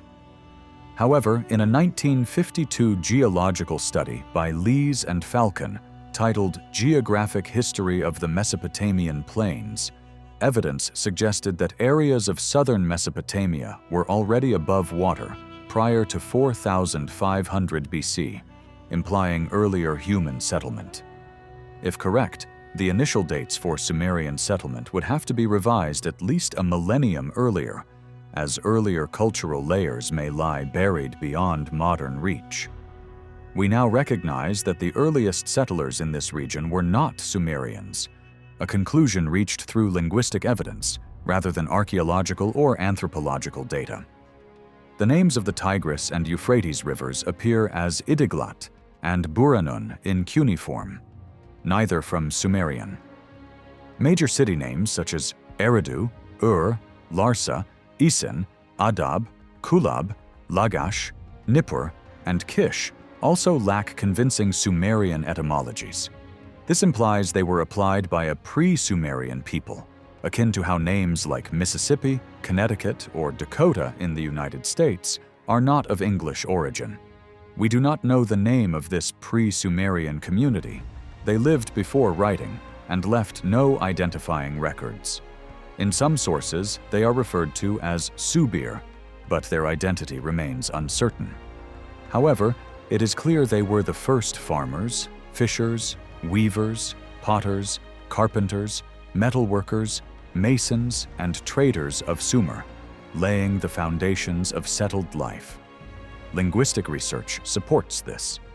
In 1944, in an Ankara University-supported journal, cuneiform scholar Benno Landsberger examined several multisyllabic cultural terms from 3rd millennium documents, usually assumed to be Sumerian, and argued they were not. Sumerian roots are typically monosyllabic, while river and city names share a different pattern, reflecting the older, non-Sumerian vocabulary of the pre-Sumerian settlers. These findings suggest that agricultural and artisanal technologies were introduced into Sumer by this unidentified population. Landsberger assigned this non-Sumerian community the functional and linguistically apt name Proto-Tigrisians, though archaeologists often refer to them as the Ubaid people, based on strip layers of material culture found in the earliest strata at sites like Tel al-Ubaid near Ur. Their cultural legacy includes lithic tools, hoes, axes, grinders, mortars, knives, clay objects, sickles, bricks, loom weights, figurines, and especially distinctive painted pottery. Combined with linguistic data, these findings portray the Proto-Tigrisians Ubaid people as early agricultural, multi-settlement, moderately prosperous communities who developed a stable way of life across southern Mesopotamia.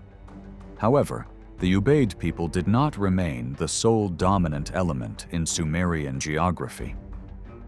To the west of Sumer, the Syrian desert and Arabian peninsula have housed Semitic nomadic communities since ancient times. As Ubaid settlers expanded and grew their settlements, these nomads began to penetrate the area, sometimes peacefully integrating as settlers, other times invading as aggressive conquerors. Although we lack direct and definitive evidence, later information about Sumer's history supports this inference. Indeed, over centuries, Sumerian city centers experienced repeated incursions and sieges by Semitic nomadic groups. It is therefore plausible that a similar situation occurred in the 4th millennium BC. Traces of this interaction appear even in the earliest Sumerian inscriptions, which include many Semitic loanwords, and the Sumerian pantheon contains multiple Semitic origin deities. Some of these borrowings may date to the earliest periods. Moreover, the first dynasty of Kish, believed to have emerged after the flood and historically attested, is notable for its rulers bearing Semitic names. None of these evidences is conclusive individually, but taken together, they suggest that Proto-Tigricians were first, followed by Semitic communities, and that a merger of the two cultures led to the emergence of the region's first high civilization, dominated by Semitic elements. Nevertheless, the Sumerians themselves may not have arrived until the second half of the 4th millennium BCE. Their homeland remains uncertain. Heroic poems about Enmerkar and Lugal-banda imply that early Sumerian kings enjoyed friendly relations with a city-state called Aratta, perhaps located near the Caspian Sea. Additionally, the agglutinative structure of Sumerian, with similarities to Ural-Altaic languages, could point to connections with the region of Aratta. Although the precise origins and cultural identity of the Sumerians are not known, it is clear that their arrival in Sumer involved a productive fusion with local populations, an amalgam that formed the basis for one of history's most creative leaps. Following Dumuzi, the king list names Gilgamesh, whose fame as a heroic ruler eclipses all others in the Sumerian epic tradition. Poems about him were composed in Sumerian and multiple languages of Western Asia over centuries. With his adventurous spirit and eternal search for immortality, he became a figure of enduring mythic stature. Despite this legendary reputation, no contemporary inscription or document directly associated with Gilgamesh has yet been found. Nonetheless, future excavations at Uruk may yield new information. Notably, in 1955, the recovery of the first 10 lines of the Tumul inscription provided fresh insights into the era potentially linked to Gilgamesh. According to the king list, the dynasties of Kish, Uruk, and Ur rose in succession after the flood. However, Sumerian poems and hymns make it clear that the final kings of Kish, Enmebaragesi and his son Aga, were contemporaries of Gilgamesh of Uruk and engaged in fierce political rivalry. Consequently, many scholars today accept that the dynasties of Kish and Uruk significantly overlapped. In contrast, the rulers of the first dynasty of Ur are exceptionally well documented. Most scholars had long placed Mesanapada, its founder, at a later date than Gilgamesh. Estimates ranged from 40 to 400 years.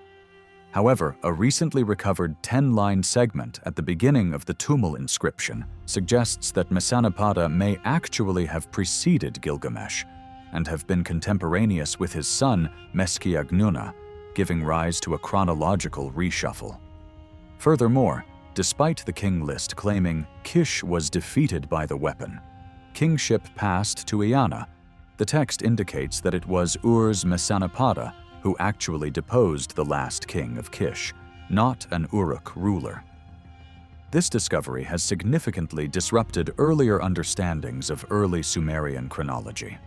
The newly retrieved text is part of the Tumul inscription, a 34-line historical document connected to the worship of Ninlil at Nippur's Tumul sanctuary. It was first published by Pobal in 1914, though the opening lines were missing. The known part began with line 11. The Tumul was destroyed a second time. Gilgamesh built the Numunbura of Enlil's house. Ur-Lugal, son of Gilgamesh, is exalted the Tumul, brought Ninlil to the Tumul. The text's structure suggested a parallel formula for the missing first 10 lines, hypothesizing The tumul was destroyed the first time. X built Y part of Enlil's house. Zed, son of X, exalted the tumul, brought Ninlil to the tumul. Thanks to 2 tablets discovered in fall 1955, copied by Inez Bernhardt and held in the Hilprecht collection at Friedrich Schiller University. The full opening 10 lines have now been reconstructed. King Enmebaragesi built Enlil's house in Nippur. His son Aga exalted the tumul, brought Ninlil to the tumul. The tumul was destroyed the first time. Mesonapada built the Burshushua section of Enlil's house. His son Meskiagnuna exalted the tumul, brought Ninlil to the tumul. From line 11 onward, the inscription continues as before. If considered historically reliable, this text reveals that dominion over Nippur passed before Gilgamesh, first to Mesonapada, then to his son Meskiagnuna, and not to a ruler of Uruk. The overlapping reigns of Enmebaragesi and Aga with Mesonapada imply that they were contemporaries of Gilgamesh. From this, scholars infer the following historical reconstruction. Mesonapada, founder of Ur's first dynasty, emerged victorious over Kish's last king Aga, seizing Nippur, possibly by attacking Kish directly. Evidence suggests he claimed the prestigious title King of Kish on his seals. At that time, Mesonapada was likely middle-aged and restricted himself to building the Burshushua section of Enlil's temple complex.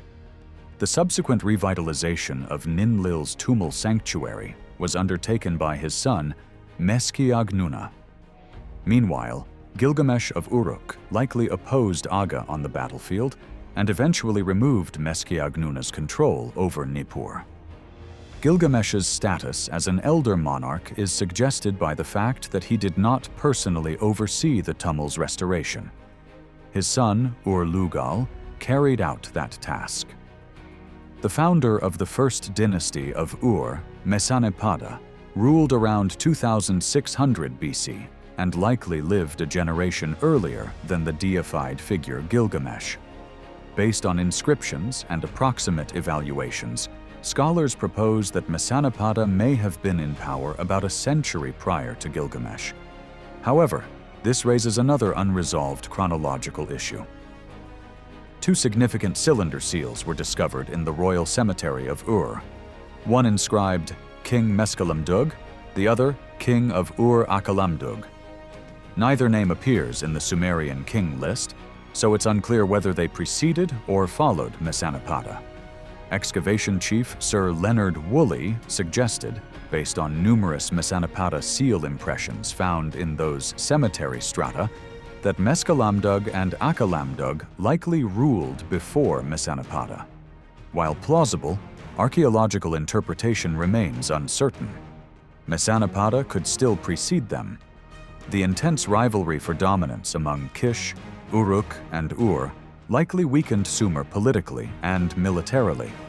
Indeed, after the first dynasty of Ur, the kingship passed out of Sumer and into the Elamite region to the kingdom of Awan, according to the king list. How Sumer recovered remains unknown.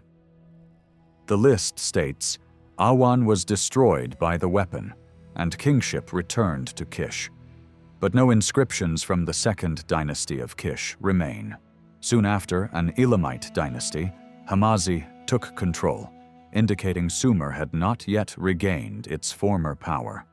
Following Hamazi, a ruler emerges in texts who appears to have restored Sumer's strength, Lugal-annemundu of Adab. The king list attributes an extraordinary 90-year reign to him. A dedicatory inscription claims he established dominion from the Mediterranean to the Zagros, though this survives only in a copy made about a millennium later. Nevertheless, the level of detail suggests a historical basis. According to this inscription, Lugal-annemundu is lauded as king of the 4 corners of the world, revered by all foreign lands, bringer of peace to all nations, and builder of temples for the gods. It asserts that he restored Sumer's former power and ruled the entire world.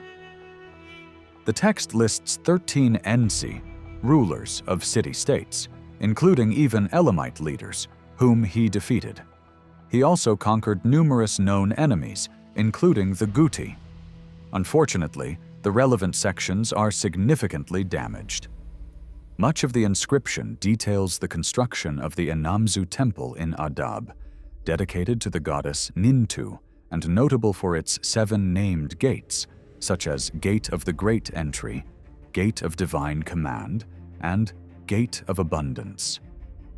The text recounts that, at the temple's dedication, Lugal-annemundu sacrificed 7 times 7 fattened bulls and sheep. Representatives or ministers from Mount Cedar, Elam, Marhashi, Guti, Subir, Martu, Suti, and Iana participated. They brought offerings and sacrificed in front of the goddess. The inscription concludes with a wish that Nintu bless these rulers with long life, provided they continue offerings. This text suggests that Lugal-annemundu ranks among the most powerful and effective rulers of Sumer. His dominion spanned eastward to Mount Cedar, Elam, Marhashi, and Guti, northward to Subir, westward to Martu, and centrally to Suti and Uruk. Thus, his self-designation as King of the Four Quarters seems justified. His reign likely extended until the late 26th century BC, placing him about a century before the divine kings of Sumer. Thanks to inscriptions, especially from Lagash, the relative chronology of Sumerian rulers is fairly secure. There is no documented gap in the succession up to Lugal-annemundu. From 2500 to 2350 BC, hundreds of dedicatory inscriptions enable a largely continuous reconstruction of Sumerian history, particularly from Lagash, one of the major southeast city-states. Strikingly, Lagash is not mentioned in the king list, yet between about 2450 and 2300 BC, it played a decisive political role. During this period, Lagash was merely one among many Sumerian city-states, such as Mari, Adab, Uruk, Ur, Kish, and Akshak. Our knowledge of other rulers and events is severely limited, often restricted to the king's name alone. In contrast, hundreds of inscriptions from Lagash survive, short, repetitive, and formulaic, but historically rich. They reflect events from the Lagash perspective, yet cross-referencing shows Lagash scribe work prized accuracy and respected historical reality. Based on these inscriptions, the historical narrative likely begins around circa 2500 BCE with the emergence of Mesilim, king of Kish. It appears that as king of Kish, Mesilim established significant authority over all of Sumer.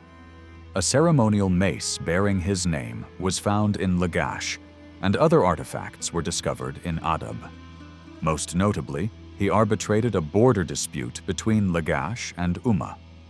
About a generation later, Ur-Nammu becomes ruler of Lagash, founding a dynasty that would last for 5 generations.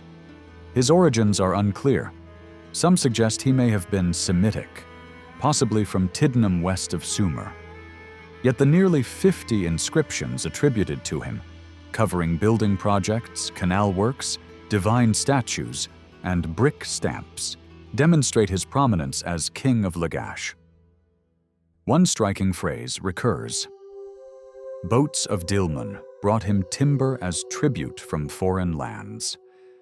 This suggests Ur-Nammu may have exerted influence over areas beyond the Persian Gulf. However, without firm evidence, this remains speculative. Ur-Nammu was succeeded by his son Utu-hegal, whose reign was brief and troubled, especially due to tensions with Umma. His son Eannatum emerged as perhaps the era's most powerful ruler, even declaring himself king of Kish, signaling a claim over all Sumer. Early in his reign, Eannatum focused on restoring Lagash's buildings, destroyed during his father's time, and initially pursued peaceful policies.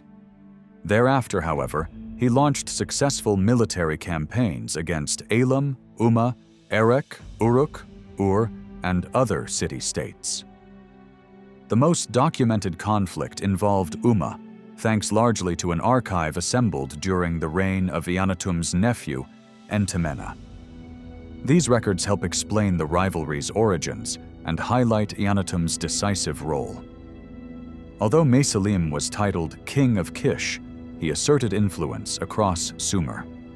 A border conflict arose between Lagash and Umma, prompting Mesalim to act. Relying on an oracle from Sataran, god of justice, and erecting a boundary stele, he attempted a definitive settlement. However, the ruling favored Lagash, angering Umma. Its Ensi dismantled Mesalim's stele, violated the boundary, and occupied Gwedina, north of Lagash, likely during Ur-Nammu's reign. This occupation persisted until Eannatum came to power.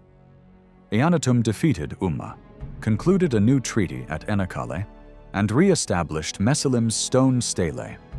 He ordered a ditch to protect Gwedina, rebuilt temples for multiple Sumerian gods, and created a barren neutral zone inside Umma to forestall future disputes. Eannatum allowed Umma residents to farm Gwedina and nearby lands, but only in exchange for tribute, thus securing both peace and a steady economic benefit for Lagash. Next, he shifted attention to Elam, Uruk, Ur, Kish, and Akshak. By defeating Enshakushana, king of Kish, he stripped him of the titles Supreme of Sumer and King of the Land. Though northern forces led by Zuzu invaded Lagash, Eannatum repelled them near Antasura, pursued them to Akshak, inflicting heavy losses. Following these victories, Eannatum adopted the title King of Kish. The stele of the vultures, likely erected during this time, immortalizes his triumphs as a sacred monument. A fleeting peace during his rule allowed him to commence public works, including a canal named Lumagimdug, possibly linked to his Sami-style name Luma. But construction halted as war returned. Eannatum first repulsed an Elamite invasion, though unable to press into their territory. Meanwhile, Kish and Akshak forces attacked Lagash. After defending successfully, Elam returned with allies, followed by Kish, Akshak, and the kings of Mari. In fierce battles at Asuhur and Antasura, Eannatum achieved a decisive victory. He then strengthened the Lumagimdug Canal, reinforcing its banks and constructing a reservoir. Although proud of the title Conqueror of all lands for Ningirsu, Eannatum's reign ended unpropitiously.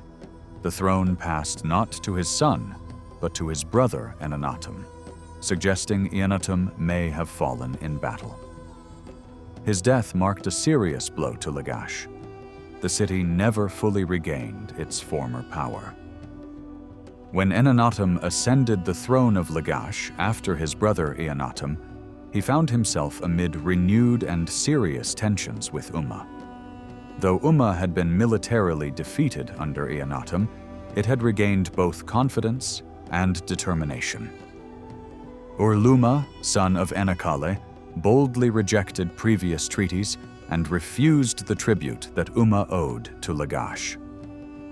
He went further, attempting to block water flow into border ditches, tearing down the stone monuments erected by Mesalim and Eannatum, and destroying buildings and temples along the boundary. Preparation for war followed. He entered Umma to secure military reinforcements from northern, non-Sumerian communities. The two armies finally met near Ganagiga, close to Gwedina. Ur-Nammu personally led the Umma forces, while Eannatum's son Entemena commanded Lagash's army.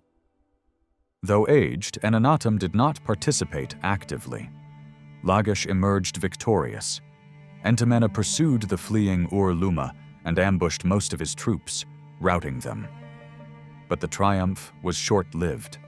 With Ur-Nammu dead, a new adversary arose, Il, a temple governor from Halab.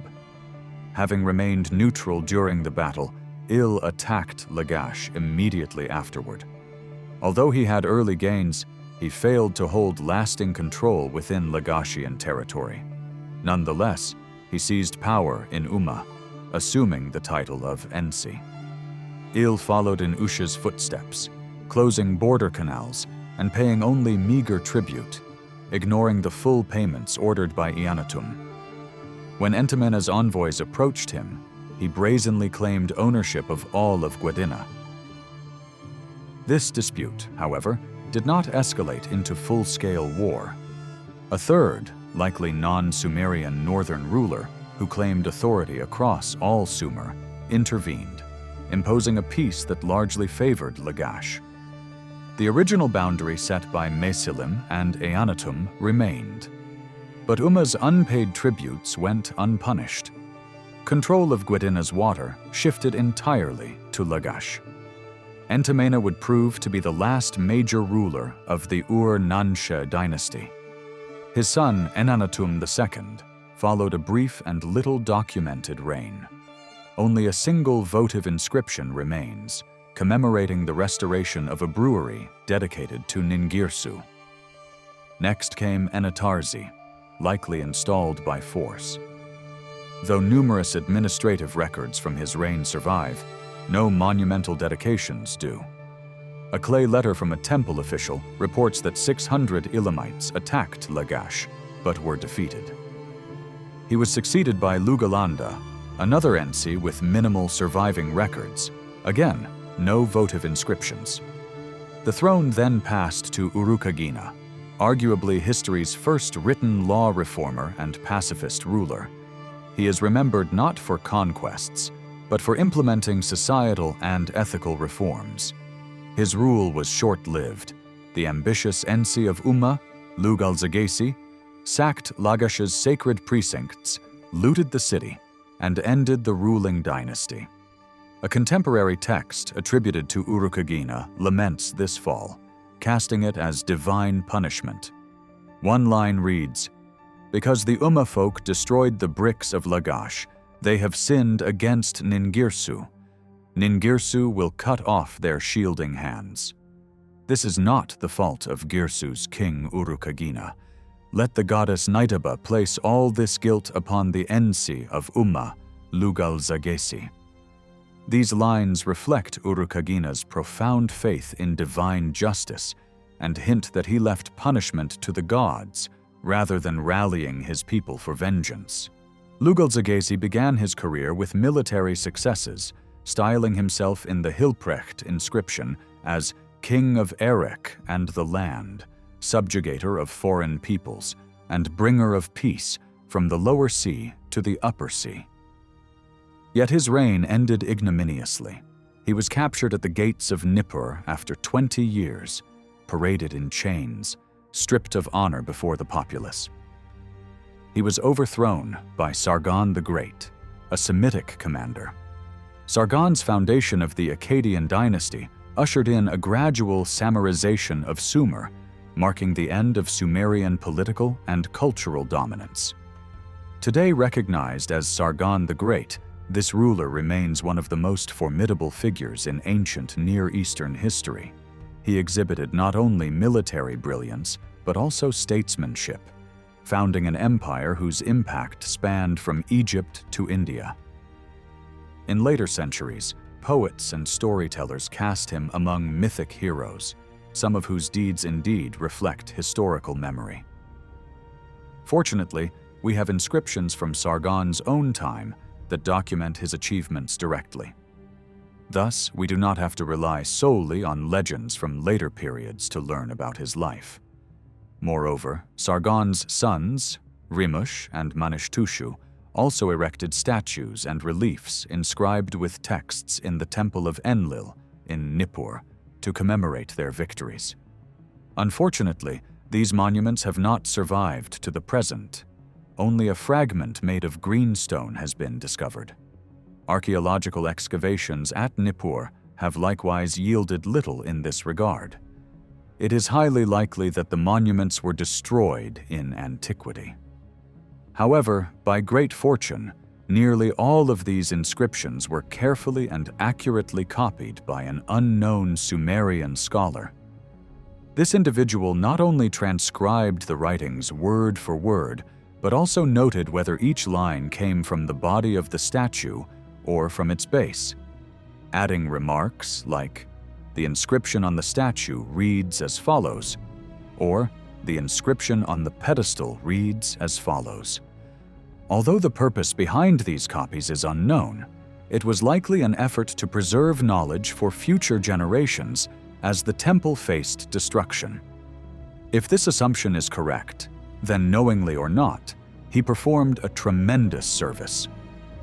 This valuable tablet was eventually discovered intact by the early Nippur excavation team, and its content was published by scholars Arno Pobel and Leon Legrain, bringing it to the attention of the academic world.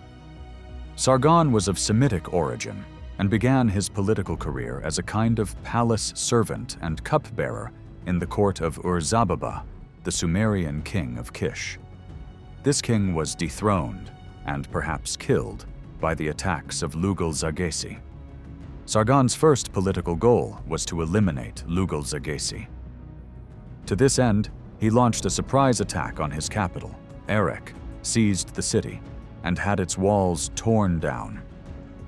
The Erech army, having fled, regrouped with reinforcements from the countryside and took a defensive position against Sargon. However, in the ensuing battle, Sargon crushed them. Lugal-Zagesi, who was away on a campaign at the time, only became involved after these events. Yet Sargon's second victory was so overwhelming that he brought his rival to Nippur in chains, parading him at the city gates. This event marked a major turning point in Sargon's political career. After this, Sargon turned his attention to the southern Sumerian cities that had not yet submitted. He captured Ur, and then the region of Enanmar, which extended to the Persian Gulf. To celebrate his victory, he ceremonially washed his weapons in the waters of the Gulf. On his way back, he attacked Umma, one of Lugal-Zagesi's former strongholds, leveled its fortifications, and thereby secured his domination over southern Sumer. He then turned west and north, conquering regions like Mari, Jarmuti, the cedar forests, and the Silver Mountains, and subdued the land of Ihla. Next, he campaigned eastward, attacking Elam and Barashi, and seized their riches. These accounts, based on the inscriptions found at Nippur, reflect only part of Sargon's reign. According to legendary accounts from later times, his armies eventually reached as far as Egypt, Ethiopia, and India. To administer such a vast empire, he stationed military garrisons in strategically important areas. In response to frequent rebellions in Sumer, Sargon appointed Semitic officials to administrative positions and deployed Akkadian military units in the cities. The scale of his royal household was immense. He famously boasted that 5,400 men dined daily at his table. To sustain this massive administrative and military apparatus, Sargon founded a new capital near Kish, called Agade. The city soon became the richest and most magnificent center of its time. Ships from distant lands like Dilmun, Magan, and Meluha would dock at Agade's port. The city's population was largely composed of Semitic peoples who claimed descent from Sargon and spoke his language. The name Akkad was born from this context and eventually came to designate all Semitic peoples in Mesopotamia. The Hebrew equivalent of this name, Akkad, also appears in the Bible. After Sargon, the throne passed to his son Rimush, who inherited an already fragmented empire. During his reign, he faced and crushed numerous rebellions. Through bloody battles, he reasserted control over Ur, Umma, Adab, Lagash, Der, and Kazalu, as well as the regions of Elam and Barashi. However, his rule lasted only 9 years. He was succeeded by his brother, probably even his twin, Manishtushu, who continued a similar military and political strategy. According to his own inscriptions, he led campaigns to distant lands. One such inscription states, "As he crossed the Persian Gulf by boat, 32 kings opposed him, but he defeated them, destroyed their cities, and forced them into submission. Then he plundered the countryside and its silver mines." After a 15-year reign, Manishtushu was succeeded by his son Naram-Sin, who brought the Akkadian Empire to the height of its power, though this rise would later set the stage for a dramatic and tragic fall. Naram-Sin achieved countless and spectacular military victories. He defeated a coalition of rebellious Sumerian city kings, advanced westward into the Taurus and Amanus Mountains, reaching the Mediterranean Sea. He extended his dominion northward to Armenia, commemorating these victories with a victory stele near Diyarbakir. He campaigned against the Lulubai in the Zagros Mountains and erected a magnificent victory monument in their memory. He turned Elam into a semi-Akkadianized vassal state, commissioning many buildings in Susa, its capital. Some scholars even identify Manium, king of Magan, whom he defeated and plundered, with the legendary Menes. By proclaiming himself king of the four quarters and deifying himself as the god of Agade, Naram-Sin embodied the hubris that came with such immense power. However, after this splendor came a terrible catastrophe: the Gutian invasion of Mesopotamia. This people, arriving from the mountainous regions to the east, launched a devastating campaign that threatened all of Sumer. Details of this event are found in a historical text written in poetic form, known as the Curse of Agad, the Vengeance of Ekur. This text was composed centuries after the Gutian invasion, at a time when Agade lay in ruins and had long been abandoned. It is the work of a Sumerian poet. According to the text, the cause of Agade's fall was a grave sin committed by Naram-Sin against the gods, specifically a profound act of disrespect toward the sacred temple of Enlil in Nippur. In response, Enlil summoned the Gutians and directed them to descend from their mountains to punish Agade. The 8 great gods of the Sumerian pantheon supported Enlil, calling for Agade to be eternally deserted and desolate, and the curse was fulfilled. The text begins by contrasting Agade's rise with its dramatic fall. Its opening line reads, "After Enlil had slain the people of Kish like a wild bull of the heavens, and destroyed the glorious house of Erech, at the appointed time he gave kingship to Sargon, king of Agade, to rule from the upper lands to the lower ones." It then describes how, under the guidance of the protective goddess Inanna, Agad became fabulously wealthy and powerful. Palaces adorned with gold, silver, copper, and lapis lazuli. Wise men, cheerful children, people living in peace and prosperity.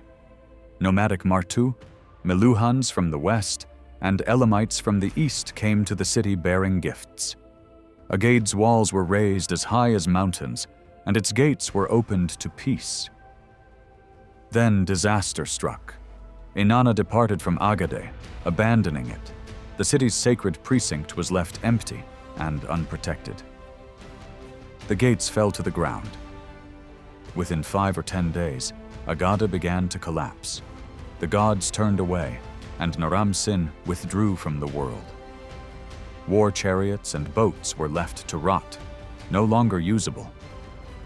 Research indicates that the true cause of the disaster was Naram-Sin's defiance of Enlil's command. He looted the Ekur temple, ordering his soldiers to destroy it, shatter its sacred vessels, and carry its treasures to Agade. This sin provoked the wrath of the gods. Then Enlil brought the Gutians down to earth. The Gutians, described as being like locusts, spread throughout Sumer, overwhelming all resistance. Sumer's connections by land and sea were severed, roads were overrun by bandits, and the gates of the land were mired in mud. A dreadful famine ensued. Fields, fisheries, and gardens ceased to yield produce. Prices soared.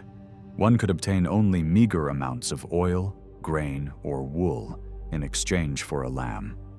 The 8 principal gods of the Sumerian pantheon, Sin, Enki, Inanna, Ninurta, Ishkur, Utu, Nusku, and Nidaba, decided that it was time to crush humanity, created by Enlil, with misery, famine, death, and destruction, in order to appease his anger. These gods prayed to Enlil, swearing that Agade would suffer the same fate as the holy city of Nippur it had desecrated. Then together, they pronounced a curse upon Agade's destruction. The city that dared to attack Ekur, the city that defied Enlil, Agade, which laid hands on Ekur, may its walls be ground into dust. May its bricks return to the bottomless dark. May its bricks be erased by Enki's curse. May its trees return to the forests. May they rot by the curse of Ninildu. Instead of slaughtered oxen, may you sacrifice your women. Instead of sheep, may you offer your children. May you drown the precious children of the poor in the waters. May the palace once filled with joy become a ruin of sorrow. May foxes roam silently where sacred rituals once took place. May wild weeds shake on the canal paths. May only weeping grass grow along the chariot roads, on the docks and landing places. May mountain goats, vermin, snakes, and scorpions make passage impossible. In the fields where healing plants once grew, may only reeds of tears remain. In Agade, where sweet waters once flowed, let no one who says, "I will settle in this city," find shelter again. Let no one who says, "I will sleep in Agade," ever find a place to rest again. The historian ends the text by emphasizing that this curse was completely fulfilled. The canal paths were covered with wild weeds. Only weeping grass grew along the chariot roads. The docks were deserted. No one could walk there due to wild beasts and pests. In the fields where healing plants once grew, only reeds of tears remained. Sweet waters had turned to bitter. Those who said, "I will live in this city," found no place to stay. Those who said, "I will sleep in Agade," never found rest again. Naram-Sin's defeat at the hands of the Gutians shattered political stability in Sumer. His son, Shar-Kali-Shari, seemed to attempt to atone for his father's destruction by calling himself restorer of Enlil's temple, Ekur, in his dedicatory inscriptions. But these efforts came too late. Indeed, Shar-Kali-Shari's authority shrank to the vicinity of Agade and nearby regions. He no longer dared to claim the grandiose title of his father, King of the Four Quarters, and used only King of Agade. Though inscriptions claim victories over the Gutians, Elamites, and Amorites, these were likely defensive battles. Existing evidence suggests that for about 70 to 80 years after Naram-Sin's death, the dominant force in Sumer was the Gutian rulers. During this period, the Gutians appear to have appointed and removed Sumerian city rulers at will. It seems that they favored Lagash, which had become a loyal and cooperative center in southern Sumer. They may even have exerted influence over Ur-Nammu, and perhaps Erech. Toward the end of Gutian rule, a new Ensi dynasty emerged in Lagash that embraced the religious and political ideals of the great reformer Uruk-agina, emphasizing service to the gods. The founder of this dynasty was Ur-Bau, known from inscriptions describing the many temples he built. His influence was so strong that he was able to appoint his daughter as high priestess of the goddess Nanna in Ur. His 3 sons-in-law, Gudea, Urgar, and Namhani, became Ensi rulers of Lagash. Of these, Gudea is especially renowned today through numerous statues with calm, expressionless faces. These statues bear long inscriptions detailing Gudea's building projects for the main temples of Lagash. From these writings, we learn that despite Gutian domination, Lagash during Gudea's reign maintained active trade relations with the civilizations of its time. Gold arrived from Egypt and Anatolia, silver from the Taurus, cedar from the Amanus, copper from the Zagros, greenstone from Egypt, agate from Ethiopia, and timber from Dilmun. Even bringing artisans from Susa and Elam posed no difficulty. On 2 large clay cylinders, Gudea inscribed one of the longest known texts in Sumerian literature. While describing the restoration of Eninu, the main temple of Lagash, the narrative takes on a ritual tone. This text is approximately 1,400 lines long. Gudea also mentions a military success against Anshan, a southern neighbor of Elam. The crafting of symbolic weapons, such as sharur and a mace with 50 heads, is also described. These details show that, although Gudea may not have risen beyond being a ruler under Gutian authority, he was still a militarily active figure. Like his father-in-law Ur-Bau, Gudea also controlled the city of Ur.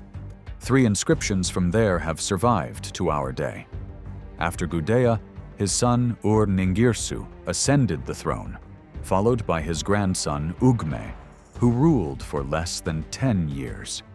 After these 2 rulers, Urgar, likely another son-in-law of Ur-Bau, came to power briefly. Urgar was succeeded by another of Ur-Bau's sons-in-law, Namhani. It appears that Namhani was not only the Ensi of Lagash, but also of Umma. However, it is almost certain that he collaborated with the Gutians, and thus betrayed Sumer, as one of his inscriptions is dated to the reign of the Gutian king Yarlagan. It was around this time that a liberator emerged to change Sumer's fate, Utu-hegal of Erech. He succeeded in ending Gutian rule and restoring the royal institution to Sumer. Utu-hegal's victories are vividly described in a historical and poetic text written either during his reign or shortly thereafter. This text opens with a curse aimed at the Gutians, called serpents and scorpions of the mountains, who had oppressed Sumer. It then describes in detail how Utu-hegal achieved a decisive victory over the Gutian king Tirigan, who was eventually brought before Utu-hegal in chains and with his eyes covered. Despite this great success, Utu-hegal was unable to maintain control over Sumer for long.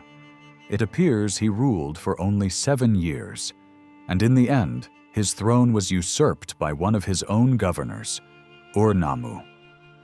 Ur-Nammu went on to found Sumer's last great dynasty, known in history as the Third Dynasty of Ur. During his 16-year reign, he proved to be a talented military commander, a visionary administrator, and a prolific builder.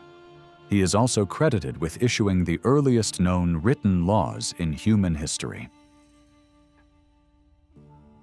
Ur-Nammu came to power by defeating and killing Namhani, the son-in-law of Ur-Bau. It appears that Namhani, backed by the Gutians, had attacked the lands of Ur. Ur-Nammu's victory allowed him to become ruler of both Ur and Lagash. He then moved to extend his influence over all of Sumer. Today, his inscriptions have been found not only in Ur, but also in Erech, Nippur, Adab, and Larsa. His statement about building straight roads from the south to the north suggests that his influence extended beyond Sumer's borders. However, a line describing how he was abandoned like a broken pot on the battlefield implies that Ur-Nammu was likely killed in battle against the Gutians. Although Utu-hegal had seemingly won a great victory, the Gutians remained a threat to Sumer throughout the Third Dynasty of Ur. Ur-Nammu was succeeded by his son, Shulgi, who reigned for 48 years, bringing a relative period of peace and prosperity to Sumer. Shulgi's rule extended eastward to Elam and Anshan, and northward to Ashur and Erbil in the Subir region. However, he faced difficulties subjugating the Subir people. A letter from a high official named Ur-Nammu sent from this region makes this situation clear. Shulgi had tasked Ur-Nammu with keeping roads open in Subir, securing borders, organizing the region's customs, and using political strategy against a rebellious leader described as a vile seed. But Ur-Nammu, daunted by the wealth and power of the rebel, pleaded helplessly for Shulgi's help. In his reply to the letter, Shulgi responded with both threats and promises. He suspected Ur-Nammu might betray him. As historians note, Shulgi may have deliberately followed in the footsteps of Naram-Sin. Like him, he assumed the title King of the Four Quarters and deified himself while still alive. His queen, Abistami, an active woman of Semitic origin, remained influential during the reigns of at least 3 kings after Shulgi's death. Notably, 2 of these kings, Shusin and Ibisin, had Semitic names. Despite his Semitic orientation, Shulgi harbored a deep love for Sumerian literature and culture. He strongly supported the Aduba, or school tradition. In his hymns, he boasted about the education he received in his youth and took pride in being a skilled scribe. After Shulgi, his son Amar-Sin ascended the throne and ruled Sumer for 9 years, followed by his brother Shusin, who also reigned for 9 years. During Shusin's time, Amorites of Semitic origin began launching raids into Sumer from the Syrian and Arabian deserts. To counter this threat, he commissioned the construction of a massive defensive wall, but it was ultimately unsuccessful. The 5th and final ruler from the line of Ur-Nammu, Ibisin, managed to stay on the Sumerian throne for 24 years. But throughout his reign, he was repeatedly confined to Ur, besieged by both Amorite raids and Elamite attacks. He constantly struggled with famine and starvation. As his kingdom disintegrated, the governors of Sumer's cities began acting independently and abandoned their king. We learn about this difficult period through correspondence between Ibisin and his governors. These documents provide a striking depiction of a desperate and powerless king dealing with opportunistic and duplicitous officials. One such letter was written by Ishbi-Era, whom the king had appointed to oversee grain supply. In it, Ishbi-Era stated that he was forced to transport the grain to Isin rather than Ur due to pressure from the Amorites and Elamites. He informed the king that he would need 600 boats to distribute the grain and requested control over them. He also explicitly asked the king not to surrender to the Elamites, claiming he had sufficient grain in hand. Ishbi-Era's true plan was to seize control of Nippur and Isin, and this plan succeeded thanks to Ibisin's misplaced trust. Ibisin's reply clearly shows that he truly transferred these duties to Ishbi-Era. However, Ishbi-Era did not remain loyal. He not only defended Nippur and Isin, but also seized Ibisin's throne. We do not learn of these events from the correspondence itself, but from a letter written by Puzur-Nummushta, the governor of Kazalu, to Ishbi-Era, and Ishbi-Era's response. According to Puzur-Nummushta's letter, Ishbi-Era had firmly established his rule in Isin, which he had made his capital. Not only in this city, but he had also brought Nippur under his control and had come to dominate a vast region along the Tigris and Euphrates rivers, from Hamazi in the north to the Persian Gulf in the south. The governors loyal to Ibisin were either captured or, if previously dismissed, reinstated by him. Ibisin's weakness and helplessness are clearly evident in his response to Puzur-Nummushta. Even though he realized Puzur-Nummushta's disloyalty, this man had refused to help the governors loyal to Ibisin despite having an elite military unit at his disposal. Ibisin merely asked him to remain faithful and offered a feeble assurance that Ishbi-Era, not being of Sumerian descent, would fail, would be seized by the Elamites, and that the Amorites would be driven from the land by Enlil and would strike Elam. However, this rhetoric is not very convincing, for the Amorites had been nothing but a scourge to Sumer since the time of Ibisin's predecessor, Shu-Sin. As Ishbi-Era's power grew over time, the Sumerian lands were divided between two kingdoms. On one side, Ibisin, whose dominion was limited to the city of Ur. On the other side, Ishbi-Era, who ruled from Isin and controlled most of Sumer. But in the 25th year of Ibisin's reign, the Elamites conquered Ur, took Ibisin captive, and carried him off, leaving a garrison in Ur. A few years later, Ishbi-Era attacked this garrison, recaptured Ur, and thus became the ruler of all Sumer, centered in Isin. Though he was not directly descended from Ishbi-Era, the kings who followed him established a dynasty in Isin that lasted for over 2 centuries. In theory, the kings of Isin claimed dominion over all of Sumer and Akkad. But in reality, the country was fragmented into the rule of various city-states. The centralized administrative structure had vanished. Even so, for nearly a century, Isin was the most powerful among these city-states.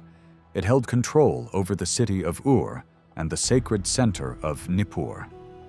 The 4th king of the dynasty, Ishme-Dagan, states in his inscriptions that he restored Nippur to its former glory. Before his reign, the city had likely suffered a major attack by the Assyrians from the north. Ishme-Dagan's son and successor, Lipit-Ishtar, claimed supremacy over the major gods of Sumer and took the title King of Sumer and Akkad. In the early years of his reign, he introduced a new law code. This law later served as the foundation for the famous laws drafted by Hammurabi. However, Lipit-Ishtar's code was written in Sumerian, whereas Hammurabi's was in Akkadian. Yet in the 3rd year of Lipit-Ishtar's reign, an ambitious and effective leader named Gungunum came to power in Larsa, located southeast of Isin.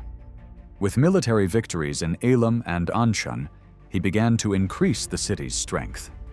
Before long, he seized control of Ur, the former capital, which held strategic importance for Isin's prestige and power. Although this was presented as a friendly occupation due to the threat of an Amorite invasion, from that moment on, Isin lost its political strength. Nevertheless, the Isin dynasty managed to maintain some of its claims for more than a century. The fate of Isin was definitively sealed with the attack of Rim-Sin, king of Larsa. Rim-Sin conquered Isin, and he considered this victory so significant that he used the conquest as the chronological reference point in all documents for the last 30 years of his reign. However, Rim-Sin did not enjoy the fruits of this victory for long. In the north, a powerful ruler named Hammurabi emerged in Babylon, which until then had been a relatively unimportant city. After more than 30 years of a turbulent reign, Hammurabi defeated not only Rim-Sin of Larsa, but also the kingdoms of Elam, Mari, and Eshnunna. Around 1750 BC, he came to rule a unified state stretching from the Persian Gulf to the Habur River. With this development, the history of Sumer came to an end, and the history of the Semitic Babylonian civilization, built on its foundations, began. Although fundamentally based on agriculture, the Sumerian civilization was essentially urban in structure. In the 3rd millennium BC, Sumerian lands consisted of around 12 city-states, each forming an urban core surrounded by villages and hamlets, largely enclosed by walls. The most striking structure in these cities was the main temple, built on a high platform. Over time, these structures evolved into monumental stepped towers called ziggurats, representing the Sumerians' most original contribution to religious architecture. The temple building typically housed a rectangular sacred space with rooms for priests along its longer sides. This sacred space contained a niche for the god's statue, and directly opposite it, a mud brick altar. The main structure was largely made of mud brick, Since this material was not particularly appealing aesthetically, architects animated the walls with recessed and protruding surfaces, used mud brick columns or half columns, and decorated these surfaces with thousands of colorful clay cones to create zigzag, lozenge, and triangular patterns. In some sanctuaries, the walls were adorned with frescoes depicting animals and humans. According to Sumerian belief, the ownership of each city belonged to the deity granted to it on the day of creation. Thus, the temple stood at the center of both religious and social life. However, in practice, the temple owned only a certain portion of land, which was leased to farmers on a sharecropping basis. The remaining land was privately owned by individual citizens. In earlier periods, political power was held by these free citizens. The city administrator, known by the title Ensi, was considered the first among equals. When vital decisions needed to be made, the community convened in an assembly composed of two councils called elders and men to make decisions collectively. But over time, growing competition among city-states, external pressures, and threats from barbarian peoples on the borders made military leadership essential. In this process, the figure of the Lugal, meaning great man or king, began to stand out. At first, these kings were temporarily elected by the assembly to lead during times of crisis, but over time, the position became hereditary and was viewed as a noble privilege. The king not only defended his city with chariots, considered the tanks of the ancient world, and organized infantry, but also carried out conquests. These military successes played a decisive role in the expansion and influence of Sumer. In this process, the palace gradually became a powerful center, competing with the temple. However, the majority of the city's population were neither priests nor soldiers. Most people were engaged in farming and herding, fishing and seafaring, or worked as merchants, scribes, architects, artisans, and craftsmen. Although some families possessed great wealth and vast estates, even the poor could own their own farms, homes, and animals. Diligent artisans sold their products at city markets in exchange for either goods or standardized silver rings or disc-shaped money. Trade between cities and with distant regions was largely controlled by free individuals, and these merchants usually acted on their own behalf rather than on behalf of the palace or the temple. This situation contradicts the view proposed by some Orientalist scholars that the Sumerian city-states were theocratic temple states, which owned all land and exercised absolute control over the economy. Indeed, the fact that the vast majority of the documents we have belonged to temples in cities like Lagash seemed to support this view, but it turned out to be misleading. In fact, documents unearthed from other places like Farah and Bismaya show that people could freely buy and sell not only their movable goods, but also their fields and houses. In one document from Lagash, for example, it is recorded that King Utu-hegal purchased land, and it is understood that even a king had to pay a price to acquire property rather than seizing it by force. Urukagina's reforms also clearly stated that people from the lower classes could own houses, gardens, and even fish ponds. Nevertheless, the idea that Sumerian society was an absolute temple theocracy dominated for a long time, until Soviet researcher I.M. Diakonov challenged these entrenched ideas and presented a detailed analysis of the Sumerian city economy in his comprehensive study published in 1959. The economic data provided below are based on Diakonov's in-depth investigation. The fundamental error that led to the assumption that temples in each Sumerian city-state owned all the land stems from the interpretations of the late scholar Anton Daimel, who devoted many years to the Lagash documents, was known for his productivity and made significant contributions to cuneiform studies. Daimel calculated the total area of temple land in Lagash by summing up all the parcels mentioned in the documents, arriving at an estimate of about 200 to 300 square kilometers, and noted that this was quite limited. However, after making this calculation, he assumed, without supporting data, that the total area of the entire Lagash city-state was also about the same. Diakonoff, on the other hand, by examining all available Lagash documents more carefully, argued that this city-state covered an area of approximately 3,000 square kilometers, of which about 2,000 square kilometers consisted of land that could be irrigated by natural means. Even if Daimel's estimate for temple land is doubled, which can be justified on some grounds, the land owned by the temple, though forming a significant portion of the total, still constituted only a part of the city's territory. These temple lands were of a non-transferable nature. They could not be bought, sold, or passed on to others, and were divided into three main categories. 1. Nijena, lands set aside for the temple's own needs. 2. Hara, lands assigned to temple personnel and workers such as farmers or craftsmen as compensation for their services, but which could not be inherited and could be changed or reclaimed by temple administration at will. 3.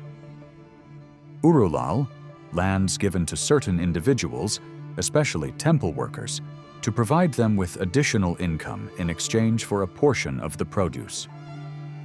As for the lands not owned by the temple, documents reveal that a significant portion of these lands were held by nobles.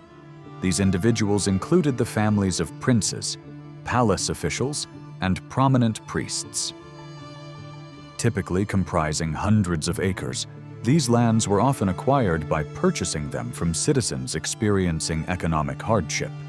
Workers on these estates were mostly tenants or servants, and held a status similar to those working temple lands. The remaining land, that is, land belonging neither to the temple nor to the nobles, most likely belonged to free citizens, who probably made up more than half of the population. These citizens were organized in the form of patriarchal families, clans, or city communities.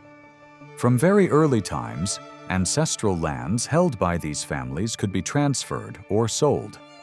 However, such transactions could only be carried out by one or more individuals representing the family.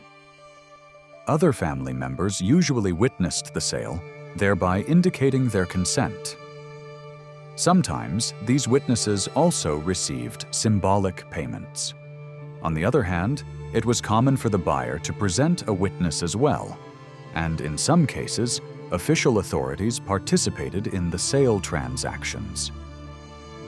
In general, thanks to Diakonov's detailed and original analyses, the social and economic structure of the Sumerian city-state presents a significantly different picture from the traditional Orientalist perspective.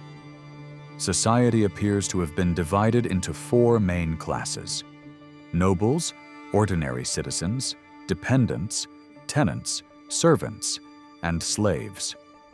The nobles ruled over both individual estates and family lands, and those working on these properties were unfree servants or slaves. Management of temple lands was initially in the hands of the nobles. However, over time, these lands came under the control of the ruler and became his property. The upper council of the city assembly, or the city congress, was most likely composed of nobles. Ordinary citizens owned land, but not as individuals. They did so as members of a family. Members of the lower council were probably selected from among these citizens. Dependents can be grouped into three categories. 1. Administrators and craftsmen who held important positions in the temple. 2. The broad group of ordinary temple servants. 3. Private servants working on noble estates. The first two groups of dependents typically had temporary ownership of small plots or received direct rations. Similarly, those working on noble lands supported themselves through similar systems. Slavery was a legally recognized and accepted institution in Sumerian society. Temples, palaces, and large landowners employed slaves to serve their interests. Although most slaves were war captives, this did not always mean they were foreigners. Sometimes people from a neighboring Sumerian city could be enslaved. Free individuals could also be condemned to slavery as punishment for certain crimes. In difficult times, it was common for parents to sell their children into slavery, or for a person to hand over their family to creditors in order to pay off debt. However, this form of debt slavery could not exceed 3 years. A slave was considered a possession, just like the other property of the owner. They could be branded on their bodies, punished, and subjected to harsh penalties if they attempted to escape. However, since it was in the owner's best interest for them to remain healthy and strong, they were generally not mistreated. Moreover, they possessed certain legal rights. They could work, borrow money, and even buy their own freedom. If a male or female slave married a free person, their children would be considered free. A slave's value depended on market conditions and personal attributes. The average price of an adult male was around 20 shekels, and sometimes this was even cheaper than a donkey. Sumerian society, like ours today, was shaped around the family unit that held individuals together through love, respect, and mutual responsibility. Marriages were usually arranged by the parents, and the engagement became official with a gift given by the groom to the bride's father. The engagement was usually secured through a written contract. In this respect, marriage was considered quite a practical arrangement. However, it would be wrong to say that premarital relationships were unknown. Women had notable legal rights in Sumerian society. They could own property, engage in commercial transactions, and be accepted as witnesses. On the other hand, men had the right to divorce more easily in some cases. If a woman did not bear children, the husband was allowed to take a second wife. Children were under the absolute authority of their parents. They could be disinherited or, in rare cases, sold as slaves. Nevertheless, under normal conditions, children were loved, and when their parents died, they inherited their estate. Adoption was not common but known, and adopted children were cared for attentively. As can be seen from what has been described so far, written law played an important role in Sumerian cities.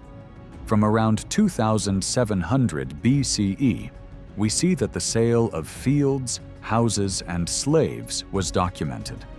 A document dating to 2350 BCE from the reign of King Utu-hegal of Lagash holds a unique place in human history. This text records a radical reform against a corrupt and deeply entrenched palace bureaucracy.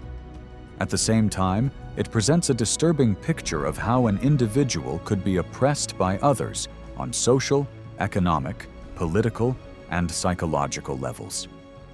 When we examine this document carefully, it becomes evident that the people of Lagash stood on the same side as the religious authority, the temple, rather than the palace that represented state power.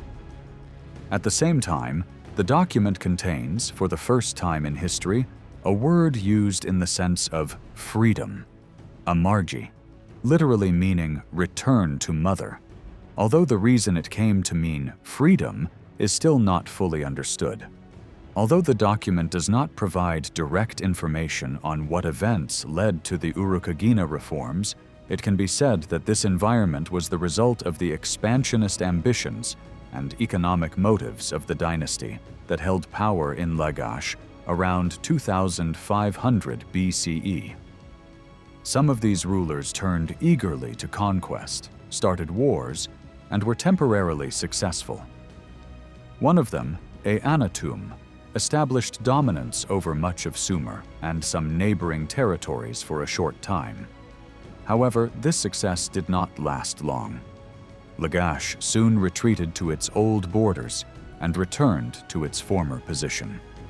By the time Ur-Nammu ascended the throne, Lagash had become a weak and easy target for its northern enemy, Umma. During these brutal wars and the tragic periods that followed, the people of Lagash were deprived of their political and economic freedoms.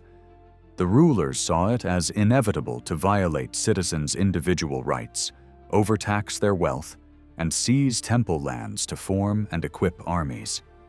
These practices, arising amid the chaos of wartime, did not face serious opposition. But once these practices became established, the palace circle was reluctant to relinquish this control even in times of peace, because the system brought them great profit. Indeed, the bureaucrats of antiquity invented a variety of taxes, duties, and revenue sources that would make even today's officials envious.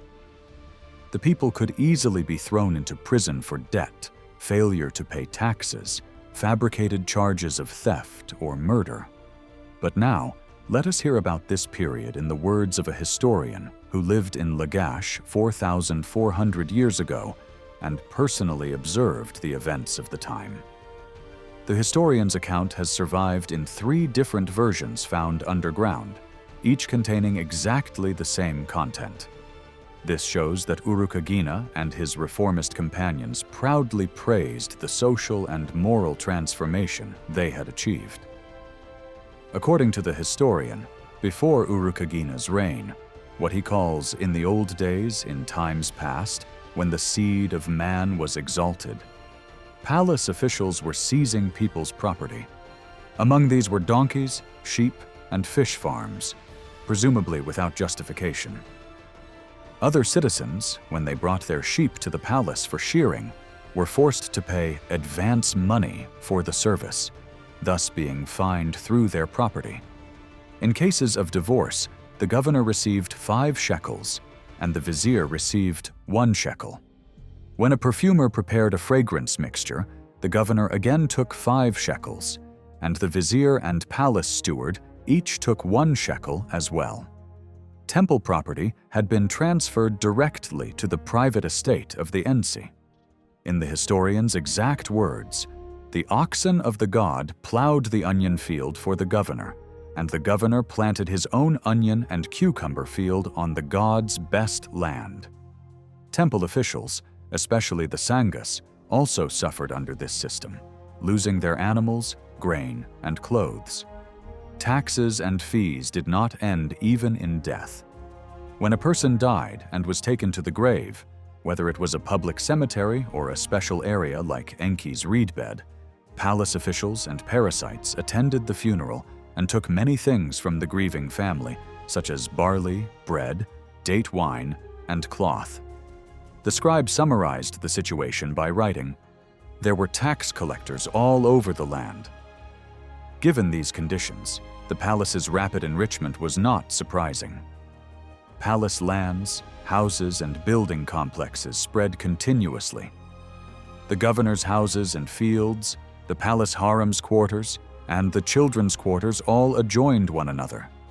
Other abuses also occurred, not directly related to the palace but arising under the same oppressive atmosphere. Artisans and apprentices languished in poverty and had to beg for food. The blind, probably war captives or punished slaves, were yoked like animals to field irrigation devices and given just enough food to survive.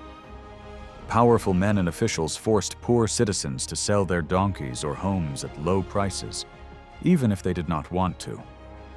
Even low-ranking palace officials known as Shublugal suffered greatly in this system. The poor, orphans, and widows were treated badly, and even the little property they had was taken from them. According to the account of the Sumerian historian, during a period when the political and social structure in Lagash had seriously deteriorated, the city's protective deity Ningirsu chose Urukagina, known among the people for his devotion to the god. He asked him to reinstate the divine laws that previous rulers had neglected. Urukagina responded to this divine call and fulfilled Ningirsu's commands. Thus, he banned practices such as confiscating donkeys, sheep, and fish farms belonging to citizens, and demanding money for shearing sheep. When a man divorced his wife, neither the governor, ensi, nor the vizier could receive any payment. Similarly, a perfumer was no longer required to pay a fee to the governor, vizier, or abgal. The shares taken from the deceased person's property by various officials during burial were also significantly reduced. Temple properties that had been seized by the ensi were recognized again by Utu-hegal as the property of the gods and returned. It appears that the administration of the governor's palace, as well as the palaces of his wife and children, was transferred back to temple officials. The Sumerian historian states that during this time, not a single tax collector remained from one end of the country to the other. Utu-hegal's success was not limited to dismissing the parasitic officials of the state. He also eliminated the injustices the rich and powerful inflicted on the poor. Regular food and drink rations were assigned to craftsmen's guilds, some laborers, and temple singers. Craftsmen and apprentices no longer had to beg for food. In addition, he issued 2 decrees to prevent the lower-class citizens called shublugal from being forced to sell their homes or donkeys. He also pardoned and liberated many Lagash citizens who had been imprisoned for debts, taxes, or most likely false accusations. Regarding orphans and widows, it is said, Utu-hegal made a covenant with the god Ningirsu so that powerful people would not wrong these vulnerable individuals. In one version of the Utu-hegal document, some regulations of interest from a legal history perspective are also encountered. These regulations show that Sumerian courts emphasized the necessity of clearly documenting imposed penalties. For example, a person who committed theft and a woman who married 2 men were to be stoned with stones inscribed with their crimes. Moreover, due to words spoken by a woman that should not have been uttered, which are now illegible, her teeth were probably to be broken using bricks that indicated her offense. This reform text clearly shows that the rulers of Sumer, even in the 2400s BC, and likely even earlier, were enacting laws and giving importance to their enforcement. Therefore, it is highly probable that within the following 3 centuries, both past and current laws were recorded by official judges, palace archivists, or teachers working in educational institutions.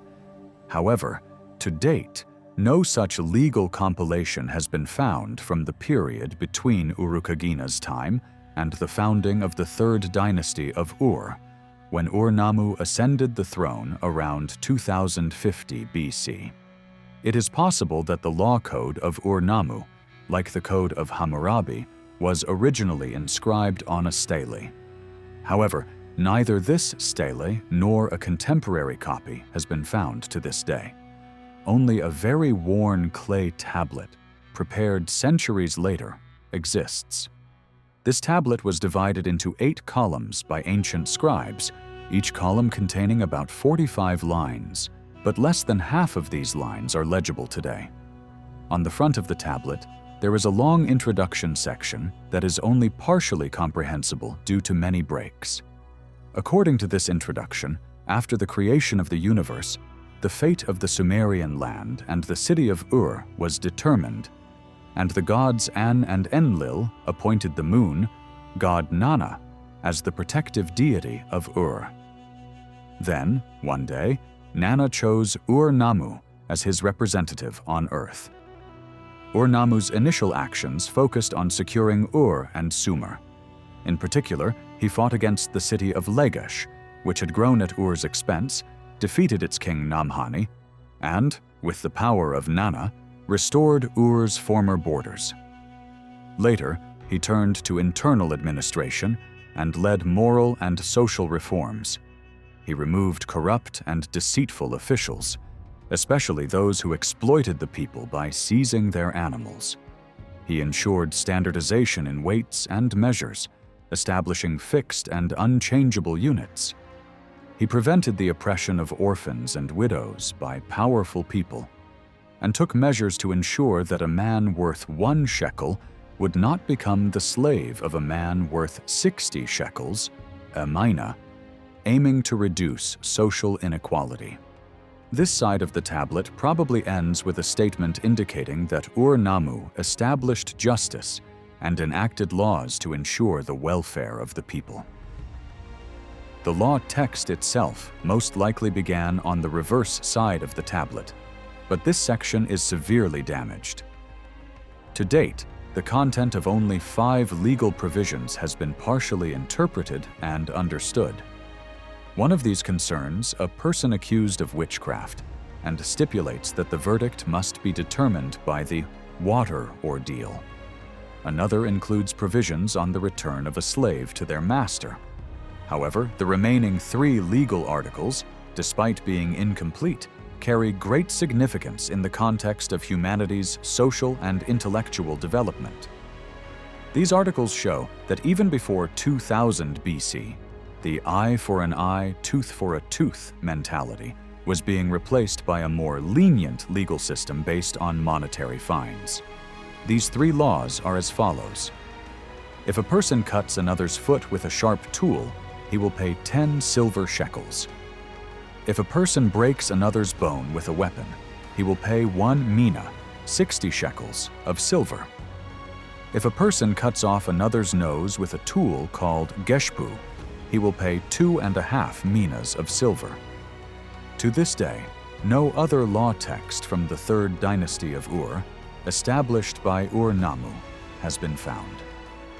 However, more than 300 court documents survive from the period starting from the 32nd year of Ur-Nammu's son and successor, Shulgi's reign, to the 3rd year of Isin, the dynasty's final ruler. These tablets provide valuable information about the legal system and the social and economic organization in the Sumerian city-states. Although these documents date to the final days of Sumerian history, they still reflect the echoes of ancient legal traditions and customs. A large portion of these court archives was unearthed, copied, and published in Lagash by French researchers Charles Virolot and Henri de Genouillac. In 1956, Adam Falkenstein made significant contributions to Sumerology by publishing new transcriptions and translations of all these documents, along with detailed explanations and analyses. The summary information below is largely based on Falkenstein's work. Ancient scribes defined these court documents with the term ditilla, which literally means settled cases. However, 13 of the documents are not directly related to legal disputes, but are records concerning notarial acts. The remaining documents are actual court records and cover various topics such as marriage contracts, divorce, inheritance, slavery, boat rentals, claims, guarantees, preliminary investigations, court summonses, theft, property damage, and misconduct in office. Theoretically, at least during the 3rd dynasty of Ur, the ultimate authority for justice was the king. But in practice, legal cases were under the supervision of local city officials, known as ensi. In early documents, only the ensi's name appears like an official seal, while in later documents it appears alongside the judges. In later periods, only the judges' names are recorded. However, on the archive boxes where the tablets were kept, both the names of the ensi and the judges were usually present together. Temples did not play a direct role in legal procedures, except for serving as the location where oaths were made during trials. However, a reference in one document to someone as a judge of the Temple of Nana suggests that the temple occasionally appointed special judges. Courts usually consisted of 3 or 4 judges, although in some cases there were panels of 2 or even a single judge. These judges were not professionals. Among the 36 judges named in the documents, most were important temple officials, sea merchants, messengers, scribes, security officers, diviners, administrators, archivists, prominent citizens, and in some cases, ensi themselves. There was also another group known by the title Royal Judge. For example, one document ends with the phrase, "the Datilla of the 7 royal judges of Nippur," indicating that a special high court existed in Nippur.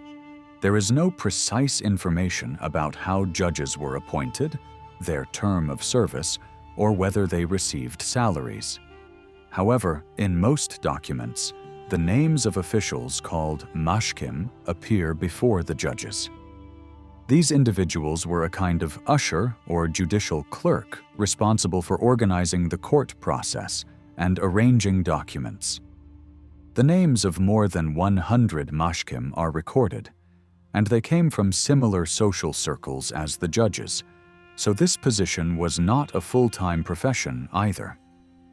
Some documents show that mashkim received payment for their services. For example, 1 silver shekel and 1 lamb in return for what the mashkim did. Some datilla include witness lists following the names of judges and mashkim. These witnesses were usually individuals representing the public. The court process typically began with a complaint initiated by the plaintiff or an official on behalf of the state. Evidence took the form of testimony, sworn statements from the parties, or written documents. The court's ruling often became binding through the oaths taken by witnesses at the temple. Usually, the witnesses swore oaths. If one of the parties held a written document, an oath was not required. Occasionally, a mashkim who had previously appeared in another case would also swear an oath. Judgments were expressed briefly and clearly. X has rightfully taken Y, or it was confirmed to belong to X.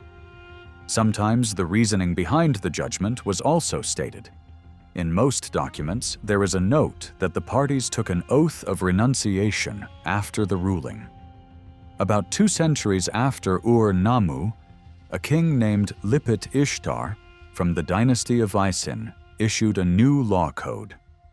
This law has come down to us both in fragments of a large tablet containing the full text in 20 columns and in 4 smaller tablets used as excerpt texts in schools.